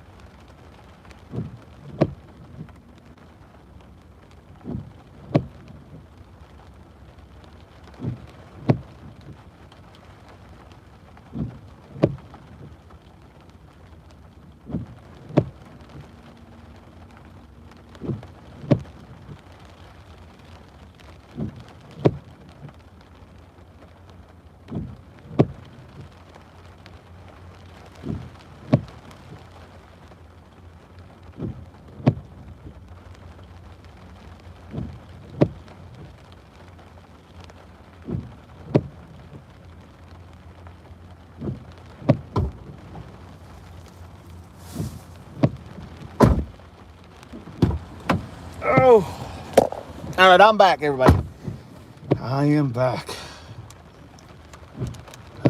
Where is this taking me? Bradner. All right, we can have a good conversation. This is a long one. So, where are we at? So, yeah, that's where we're at, everybody. That's what's going on. And the idea of this perp, man, I'm really excited. I am really excited because I think this is someone they have to look at. I mean, don't get me wrong, and I say this respectfully. I'm not holding my breath on anything, okay? On anything, okay? But this is a perfect time for them to literally have this interview or have this call him in for an interview, or not call him, just go pick him up, have him, come in, sit down, have an interview, and find out what the heck he was talking about and everything he was saying. And I think once they do that, then they could release something small like, if he is the person that becomes the number one suspect, then yeah, they're not going to say anything. But if he's not, then come back with, no, it was determined that this, that, and the other, blah, blah, blah, blah, blah, blah, da, da, da, da, da, da, and go on, right? But you eliminate that person. Now we don't have to really talk about that person trying to get into that back of the house that didn't belong to him. We don't have to even think about that guy. We can just get him out of the equation and focus on the others, right? Because that's how you do it. Process of elimination. Take those people out and then work with what you have left. And whoever you couldn't literally rule out, well, those are the people you're going to literally lean on for more information. I mean, it's honestly, it's really, I guess for me, when I say it's that simple, I don't mean it's simple. I don't want you guys to misunderstand. I don't mean that it's that simple, okay? When I say it's simple, I mean, I say these words as in, it's very logical for me as a my career in law enforcement, it's very logical for me to think like that, to go, it's that simple, because we've done it, because I've done it, because I know how it works. But so don't ever, when I say that, don't ever think like I'm minimizing other people's skills and talents and whatnot, like oh, it's easy for him, but it's not easy for everybody. No, I don't mean it like that. I mean it as in, it just makes sense to me because of my background. That's all. That's all I mean by it. And I just want to clarify that, not because anybody said anything. I just want to make sure that you guys understand that that's what I mean by that. It's that simple. It is literally that simple. When you are in law enforcement, it is that simple to go ahead and do that process of elimination. You know, it doesn't mean you're going to get the answers. It just means it's that simple. You know? So who else do we like, or who else do we think it would be a good candidate of person of interest? Anything? Anybody heard anything else that's out there in the ethos? Anything that's out there in the ethos world? Anything? Any other thing that's out there? Did anybody see Jim last night? I know Gene did, but did anybody else see Jim last night when he found that tent that said Ozark on it, and there was like bedding and there was like pillows and blankets and all that? That was creepy. That was creepy. And I don't know if it was yesterday or the day before yesterday, but then you had that one where he was in the desert and he was searching and he came across. Aaliyah said, yes, yeah, you saw it. That was really creepy, right? Because, you know, you think about back the Ozark, backpack, Ozark, you know, tent.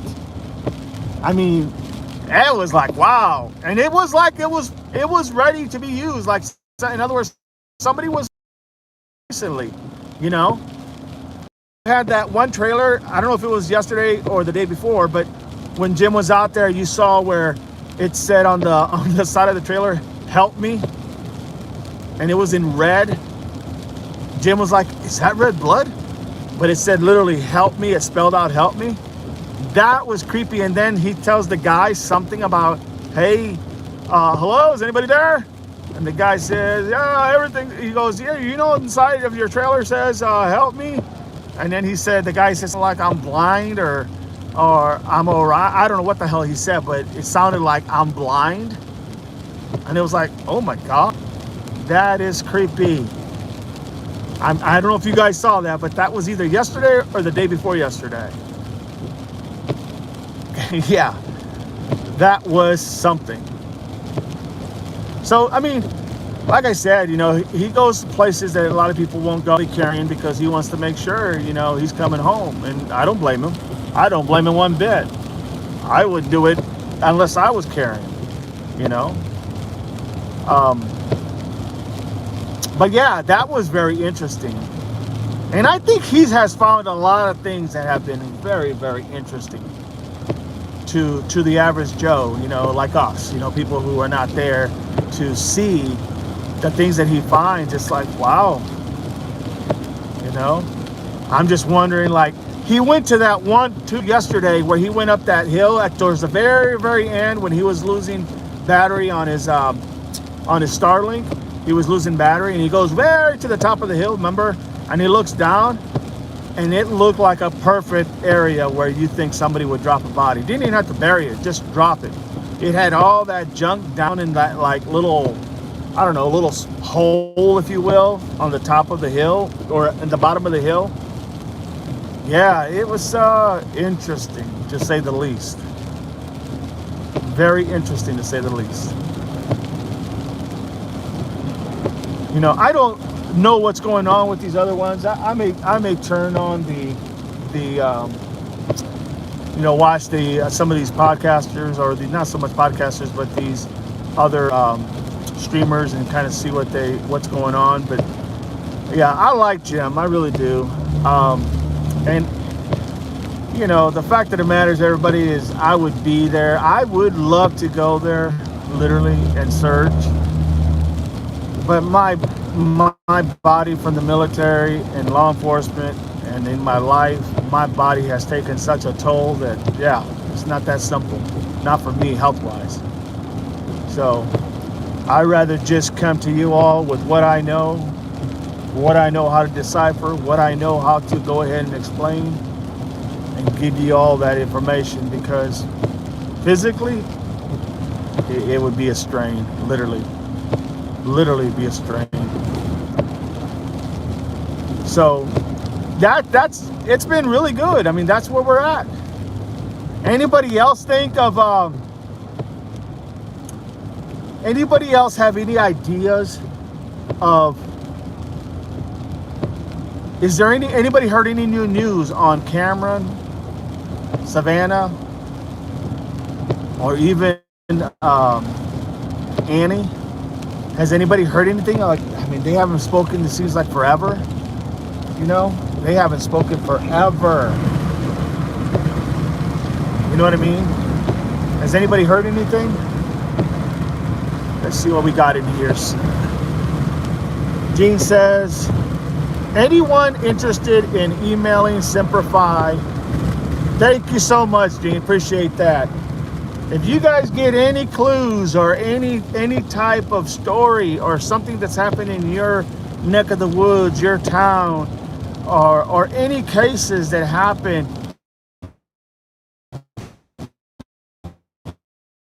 okay, to send me an email. Send me an email. I appreciate that. Send it to me. And so we can go ahead and look it over and see what we can, figure out, because that's what I'm here for, guys. I'm just here to give you guys the best possible, honest knowledge possible that makes sense. Not something that's, I'm not shooting from the hip. I don't do that. I just tell you what I know, and hopefully either I'm on the money or like many, I'm not, but I think I have a little bit more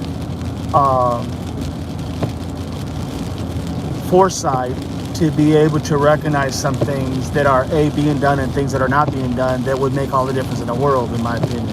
You know what I mean? So don't forget, absolutely. Thank you for pointing that out, Gene. I do appreciate that. I really do appreciate that.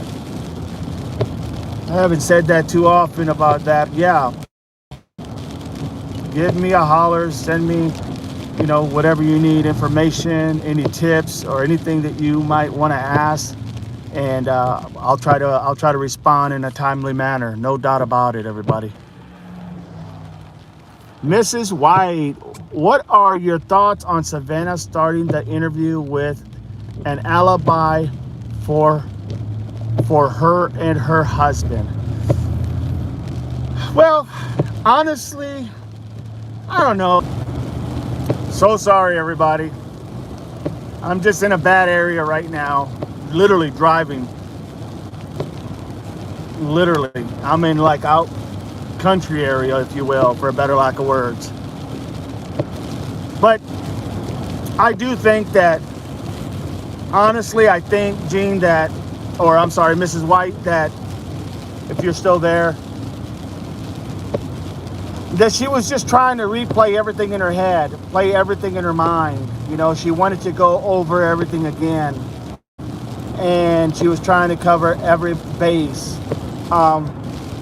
But yeah, when you put it like that, when you ask the question like that, Mrs. White, yeah, absolutely. Absolutely. When you ask the question like that, it does beg to ask the question why, right? I mean, who's not going to ask that question why? It's a very good point. I really didn't even think about it, but I would like to think that it was literally because she was trying to regurgitate everything that had happened and everything that basically, that she went through and was going through and yada, yada, yada. I would like to think that. But anymore, we don't know what the hell to think, you know? We don't know what's going on, right? I mean, we don't know, was this, wasn't this? But you're right. Something to think about. Absolutely. Absolutely.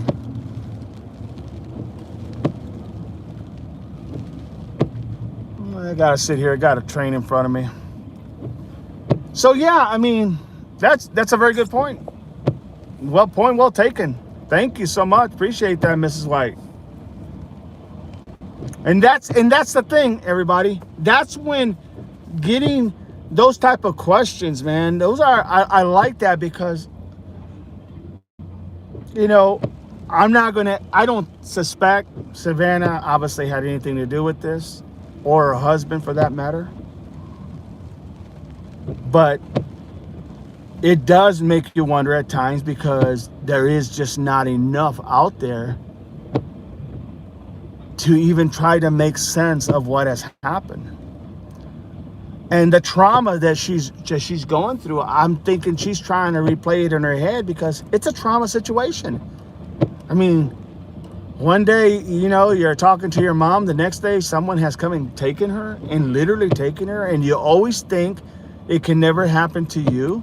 I mean, most people, even myself, would say, that can't happen to me, or that won't happen to me, or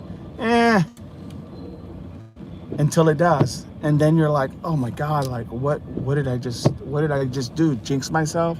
You know what I mean? So I get it. I totally get it. I totally get it. Very good question though. Absolutely. Absolutely. Well, you know what? The other thing too though, when I think about it, Mrs. White, the other thing I think about, now here I'm going to go a little bit deeper, okay? So just bear with me.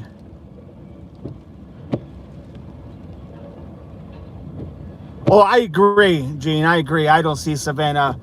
I think she'll give it a shot, but I don't know if she's going to be able to pull it off because this is a very traumatic situation.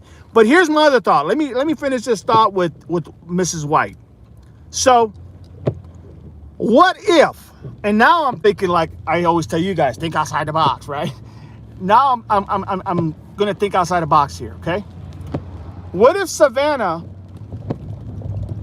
started her conversation with an alibi of her husband and herself because maybe she wanted her siblings to also identify where you were? In other words, what were you guys doing? What were you guys doing? Maybe more so Annie and Tommaso, but maybe she was thinking, hey, if I put myself out there saying this is where I was at, why can't you guys put yourself out there where you guys were at? What was going on? Okay, you had dinner with mom. You played games. Okay, great. Where'd you go after that? What'd you do after that? Without saying the quiet part out loud, maybe she was trying to throw that hint as in, hey, this is where I was at. Where were you all? Where were you all? What were you all doing? Yeah, we know about the dinner. We know about, you know, Tommaso taking her home, but where were you all at the rest of the day, the rest of the night? Right? I mean, that's really like trying to dig in the weeds, but it makes sense. It really does make sense. You know, someone said earlier the other day, they said, what if Cameron, when the first thing he said when he told Savannah that he believed this was a ransom, this was a kidnap for ransom. And everybody said, well, why would he say that? Why would he say that? Well, because that's what ransoms look like. That's what kidnapping for ransoms look like. I mean, he's not a dummy. You know, he worked in intelligence in the Army or in the Air Force and in the National Guard. He flew pilot. I mean, he flew in F-16s. It's not like he was a dummy. The guy knows, you know, if it walks like a duck, quacks like a duck, it's probably a duck. So that didn't surprise me. What surprised me was that people were like shocked, like, I can't believe he said that. Why? It's the first thing I said from day exact one when this happened. I said, you know, right when we started figuring out that she wasn't there, you know, when they started giving that information out, I said the very first thing I said was, this is a kidnap for ransom. That's exactly what it is, a kidnap for ransom. When everybody was saying there was a burglary that gone wrong, I said, nah, it wasn't no burglary. It wasn't a burglary. It was a kidnap for ransom. That's what it was. And I believe wholeheartedly that's exactly what it was. And still believe at this point that's what it was. You know? So the idea of literally, let's see here, give me a second here. I gotta see where I'm at.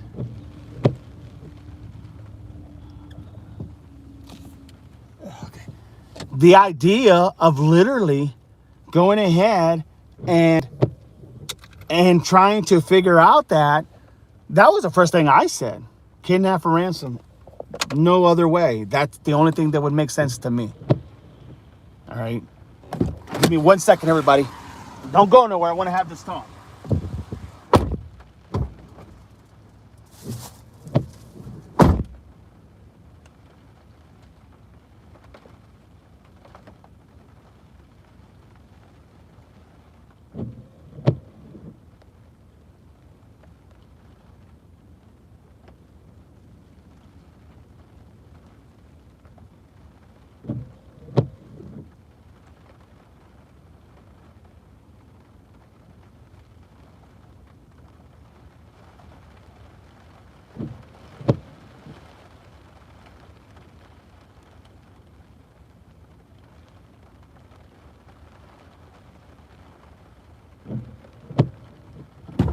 Okay, I'm back. It's raining a lot harder now. Man.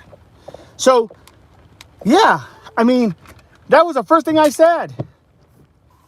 Was it was a kidnap for ransom. Very first thing.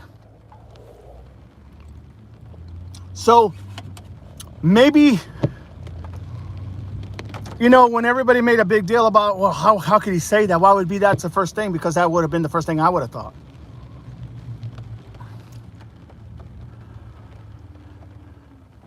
Which all the training Savannah had in her career with having security for her and her family, I think that's why Nancy was targeted and watched to see who was around and her daily routine. Very, very true. I agree. I agree wholeheartedly. I agree wholeheartedly. You would think. Here's the idea too. To think that Nancy did not have a subscription for her Ring camera. That's crazy. Your mom's 84 years old.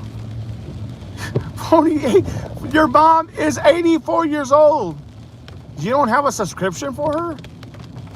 Or she turned 84, I think, on the 1st of February. So she's 83, now she's 84. Okay.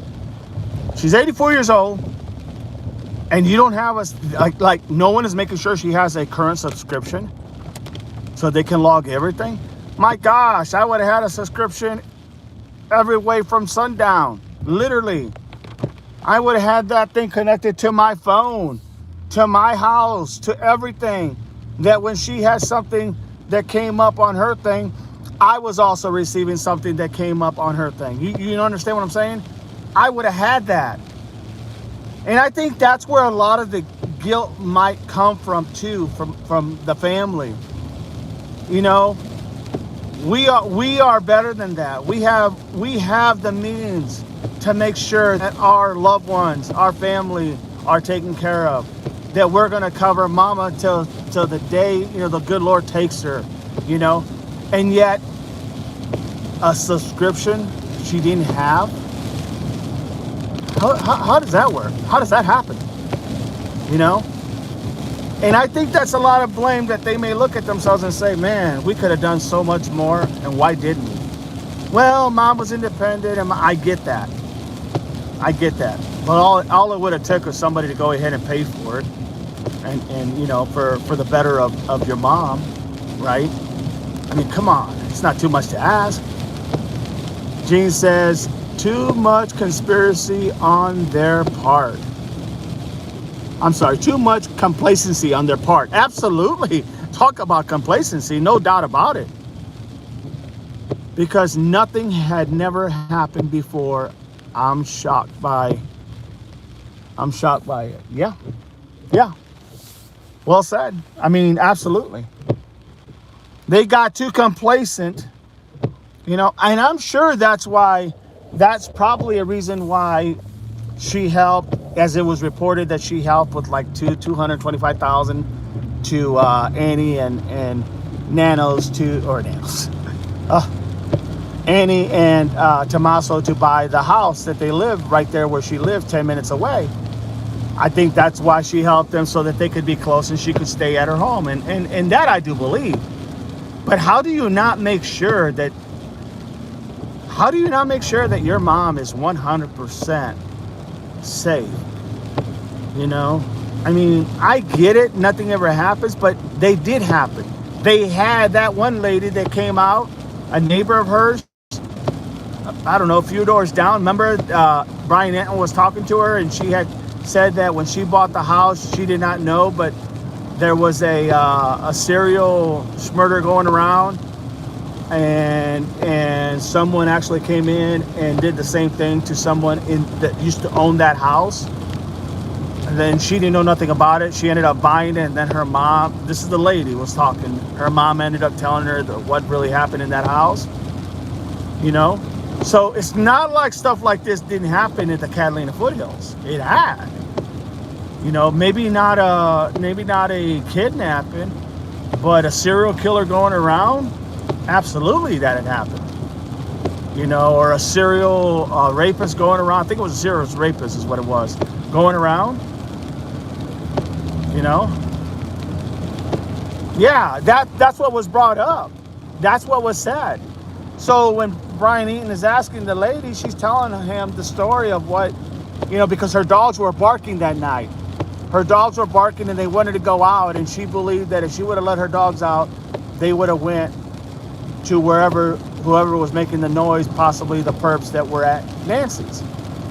And so she said that night she heard her dogs barking. And so the idea is that she heard it, and that's why in her mind, but then she went off and started talking about herself when I think Brian asked her something in reference to her, do you feel safe? Do you feel this, that, or the other? And then she went and started telling him what has happened at the Catalina foothills at her home that she bought, that she didn't know nothing about at the time when she bought it. So there's a lot there, right? I mean, it's not like this stuff hasn't happened before there. So and maybe they didn't know, in all fairness. Maybe the Guthries didn't know when they moved there that this stuff had happened. I don't know. They lived there for, 50 years? So I don't know if they did or not. But the idea that literally, the idea that you're going to go ahead and not do everything. Look, my mom could live in a gated community, could live in a literally area where it's 100% cops all around, live in that area, this, that, and the other, and I would still have top-notch security because of her age. Absolutely. But, for whatever reasons, probably a lot to do with Nancy was very independent because her husband had died when she was 46 years old, and she had to learn how to really rely on herself and take care of her 3 kids. She never remarried, and you know what? I mean, kudos to her for doing such a job.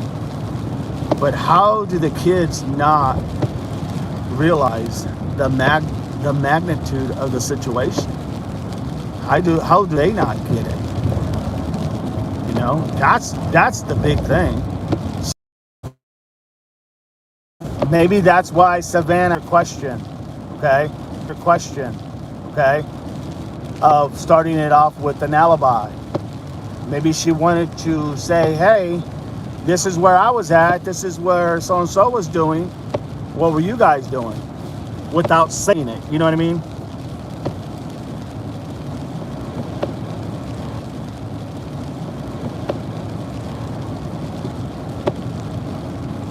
Glasses on.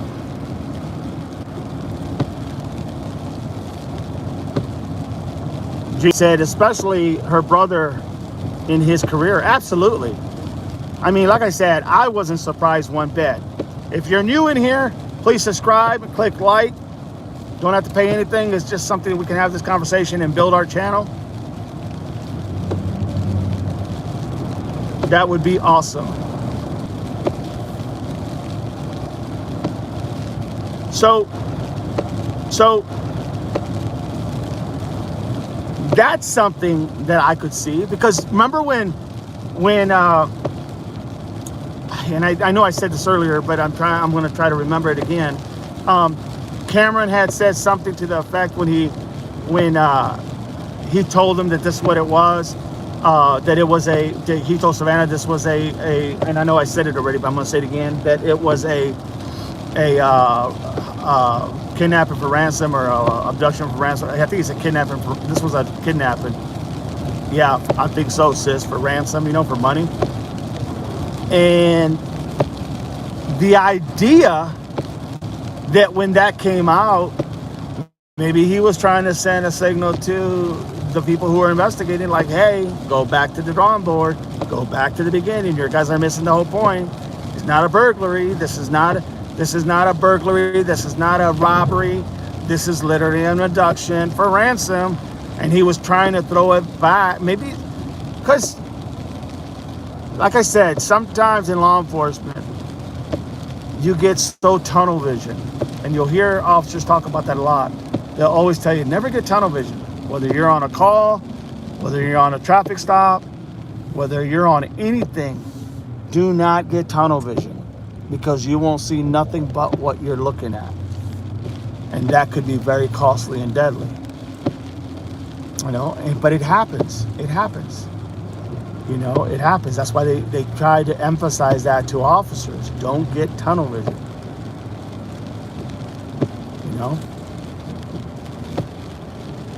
Jean said Savannah realized it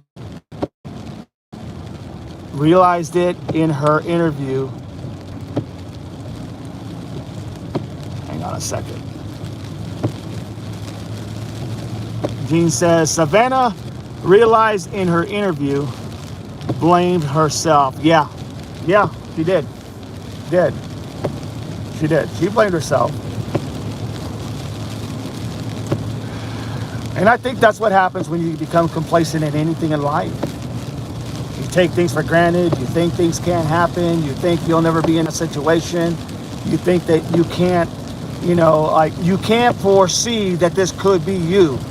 And I think that's why everybody who's vested in this case, a lot of people with the right hearts and the right minds, they can literally put themselves as being that Annie, that, Savannah, that Cameron. They could have been one of her kids. That could have been one of their mom. That could have been their mom.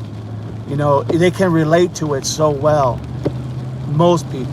Some people do things for other reasons, but that's what I'm seeing. You know what I mean? That is what I'm seeing. So that is another avenue, right? That is another avenue. And guys, I am almost on empty. I gotta put gas in, so let me go ahead and I'm coming up to a gas station just to let you guys know, but we'll continue the conversation. But that's what's going on. That's what's happening. And it doesn't make any sense. It doesn't make any sense that the idea that it doesn't make any sense that the idea that why this happened and how it wasn't preventable it was very much I mean, I don't know if it was preventable, but it sure as heck was definitely something that could have been, for a better lack of words, could have had better results, I guess is the best way to put it. Just saying, in my opinion, could have had better results.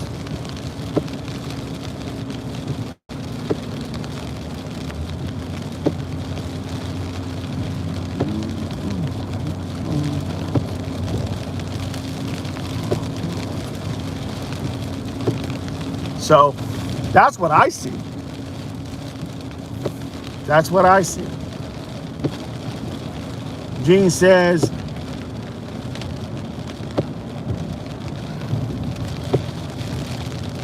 yeah, so that's a lot of what's happening.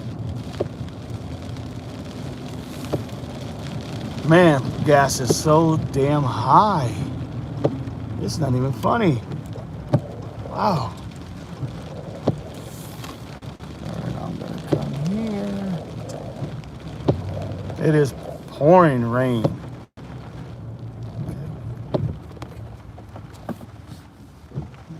Give me 1 second, everybody. I'm just gonna get some fuel.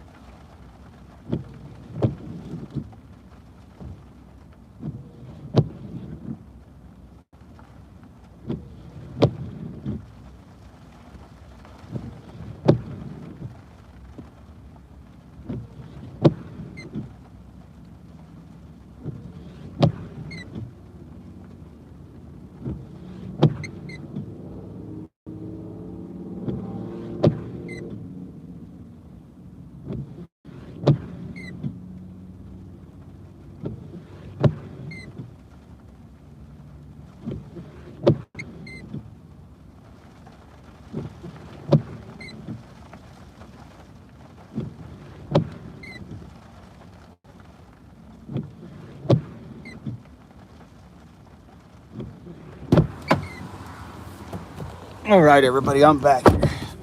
Whew. Getting fuel. Gotta love it.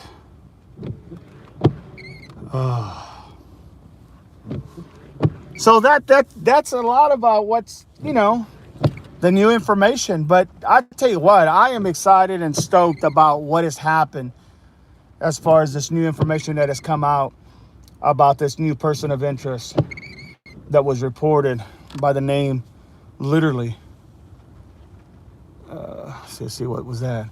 By the name of this Lopez. That is very interesting. Ronald Aaron Lopez. Make sure you all watch that, because I'm telling you, it's very interesting. Oh, Jesus. It's very interesting.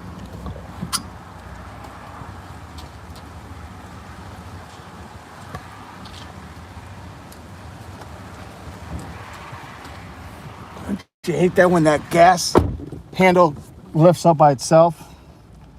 You gotta go back out there and check it all over again.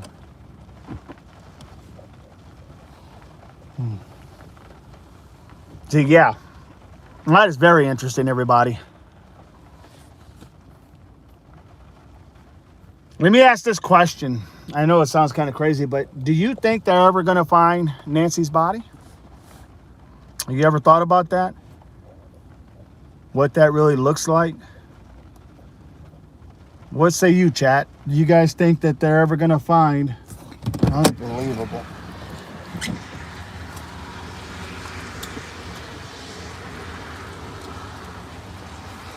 Do you think they're ever going to find Nancy's body? What say you, chat? Let's hear it.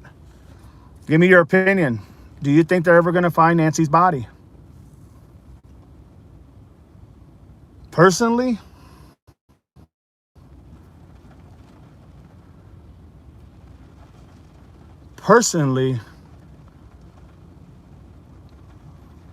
I don't know.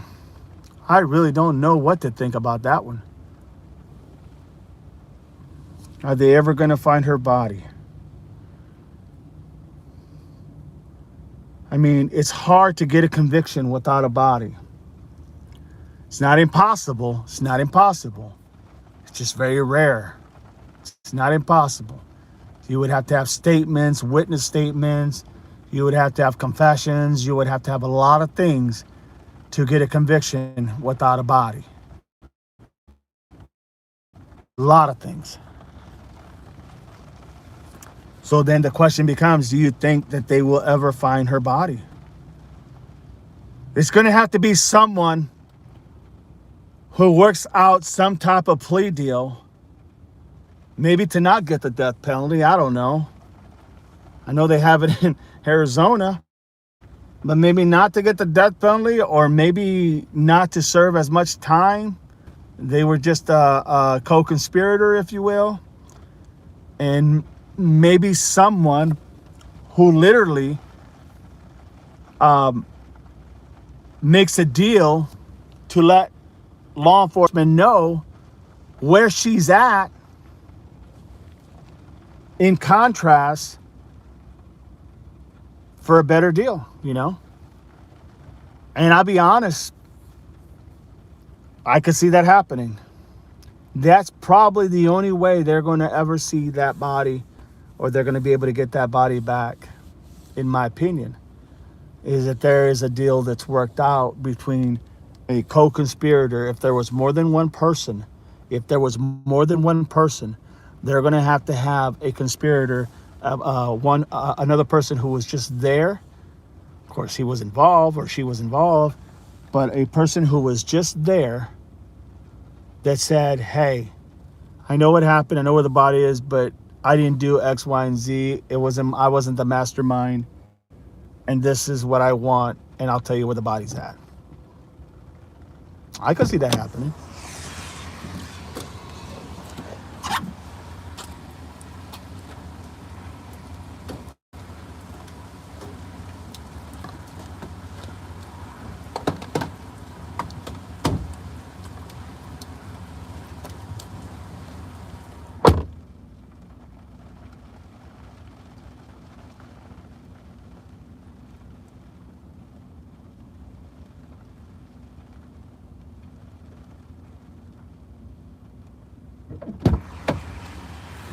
So yeah, I could see that happen. Absolutely. All right, everybody, we're rolling again. We're rocking and rolling. I could see that happening big time, because of the fact that it would make sense. And I think that the family would probably go for it if that meant getting their mother's body back, so they can have a proper, burial, a proper send goodbyes, type of deal. I know it sounds crazy when you think about it, but I mean, those are all things that are going to come up sooner or later. They may find a lot of stuff, and they may even be able to put a case together for who did this. They may be able to put a case. No doubt, they may be able to put a case. But it's just, at a worst case scenario, what would you do? What would you do to give up, literally, to get the information that you're wanting? Is that something you would do?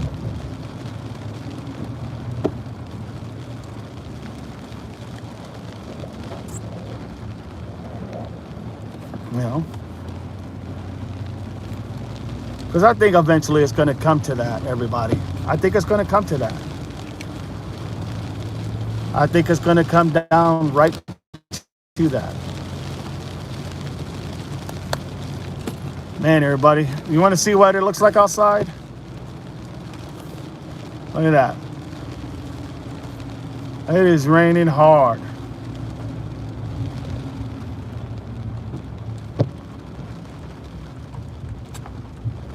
And the fact of the matter is, yesterday it was raining even harder. It was raining even harder. Literally.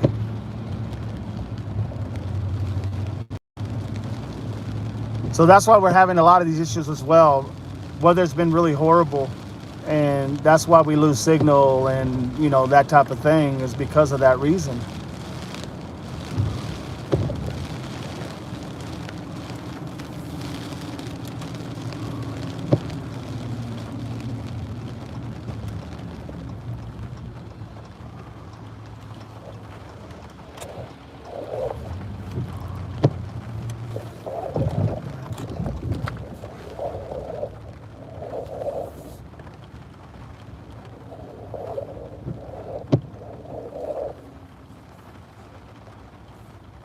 All right, everybody, give me a second. Give me a second. I'll be right back. The door is locked. It's locked? Yeah. Oh. Oh. All right then. Oh.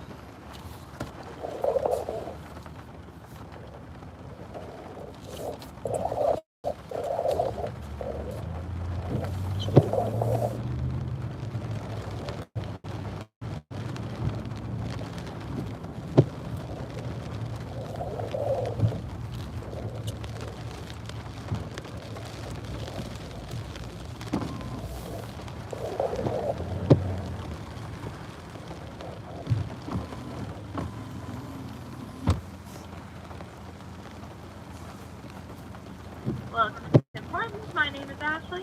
What can we make fresh for you today? Hey, got a pickup for Stacy. The door's locked. The door should not be locked. It might just be the wind. If you come back around to the front of the building, I will make sure it will be pushed open. Okay.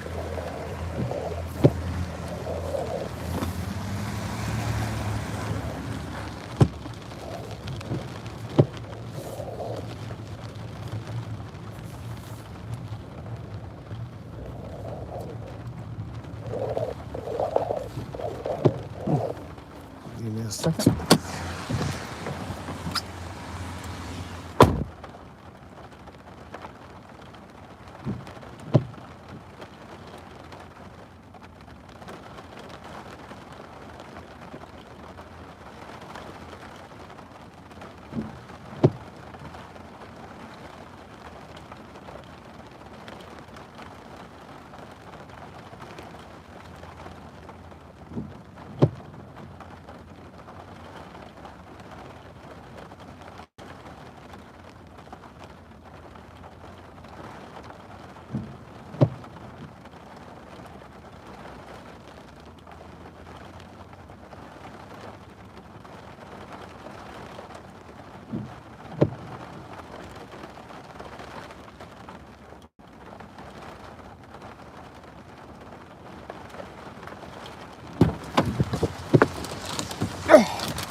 All right, I'm back. My God.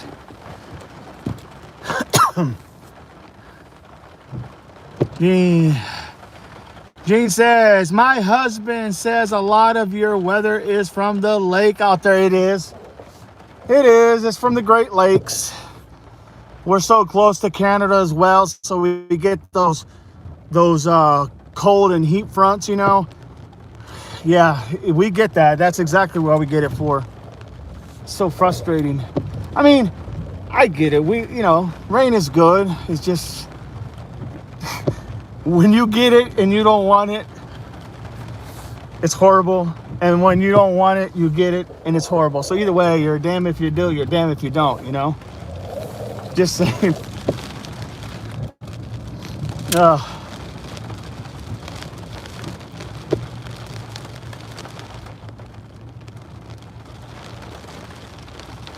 G says, has anybody heard of any new news? Anything?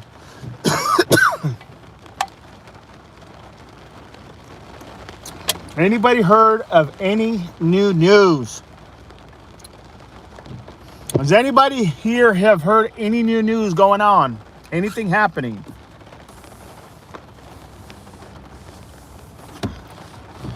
And I told you guys from the beginning of what I knew, so that was, to me, that was awesome.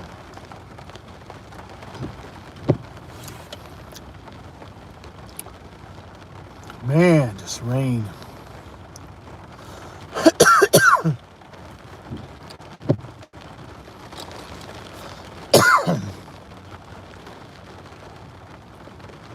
Anyone in the chat has heard anything about any new news going on? Anybody got any opinions or takes, ideas? Anybody got any thoughts?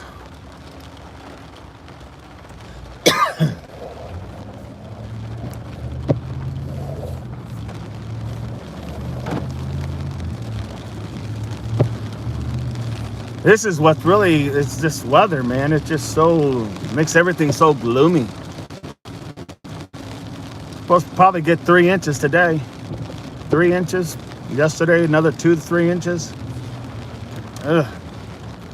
Could you imagine if they got that in Arizona? They'd be flooded everywhere. Then the washes would be full, more than likely.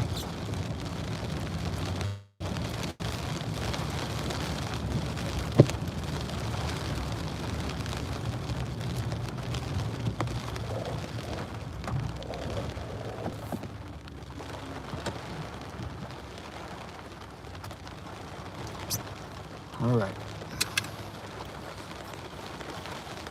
Hold on to fort, please, Gene. I appreciate it.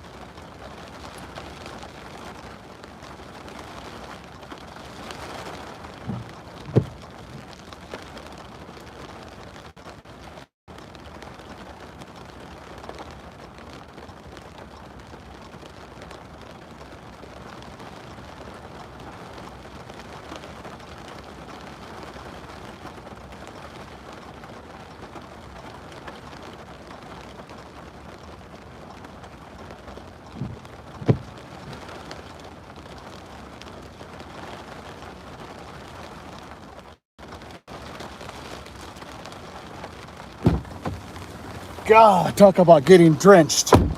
Woo! Sorry, buddy. Talk about getting drenched. My Lord. It is pouring. Oh. All right. Let's rock and roll. So, how about let's stay on the chat, see if anybody else goes in and comes on in and gives us their opinion. What do you all think about what's happening? And did you guys hear about what's your take on, let me see.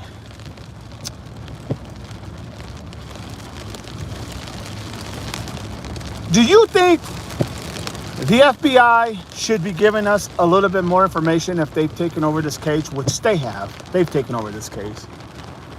How come no one is having any updates of anything? It's not like I'm expecting them to give me anything that's going to be surprising. Okay, first of all, let me say that. I've been saying this long enough.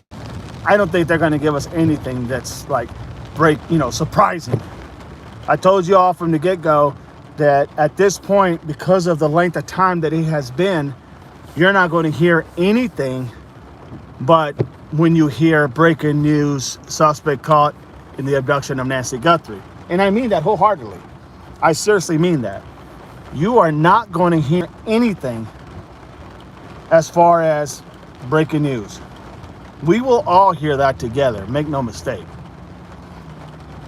But you would think that they would say a little bit just to kind of get the people a little bit of feeling of that they're doing something. Jose says, money talks, mouths are they shut. Yeah, I can see that, Jose. Money talks. Money talks, mouths are they shut. Okay, sounds good. I mean, money's been offered for any news. Money has been offered big time. Oh, mouths are being shut. Yeah, they are. They really are being shut. No doubt about it, Jose. No doubt about it. They are being shut. No doubt. But, how are people supposed to feel about not just their local PD, but even the FBI? I mean, how are they supposed to feel about this entity who's supposed to be the cream of the crop?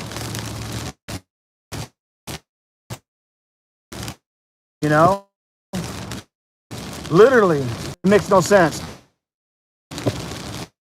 Jose says, do you think it's family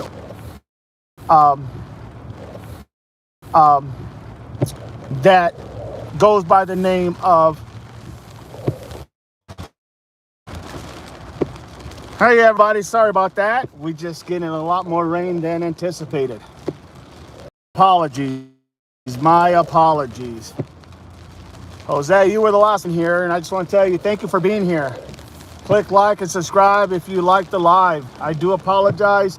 We just got a little rainstorm going on, and that's what's causing all this friction. Very sorry, Jose. It should pick up here in a second. It should start getting clearer in a second. Sorry. We have a storm out here happening right now. Rainstorm.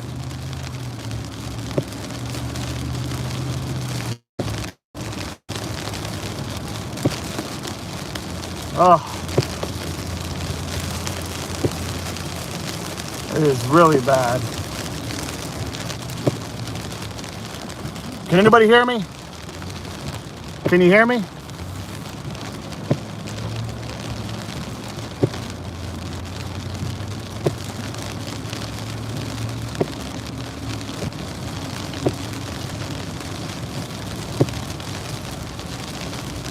Can anybody hear me?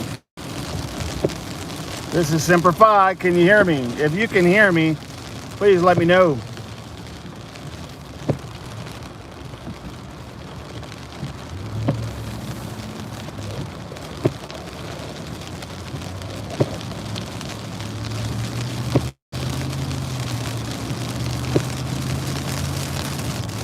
All right, everybody. If you can hear me, just know this. I am going to go ahead and end this live. We're just getting way too much rain right now, and it's really not serving any purpose for anyone. We're getting way too much rain. So I just want to say to all of you, thank you so much for being here. Thank you for all your insight and input and interest And I really appreciate everyone.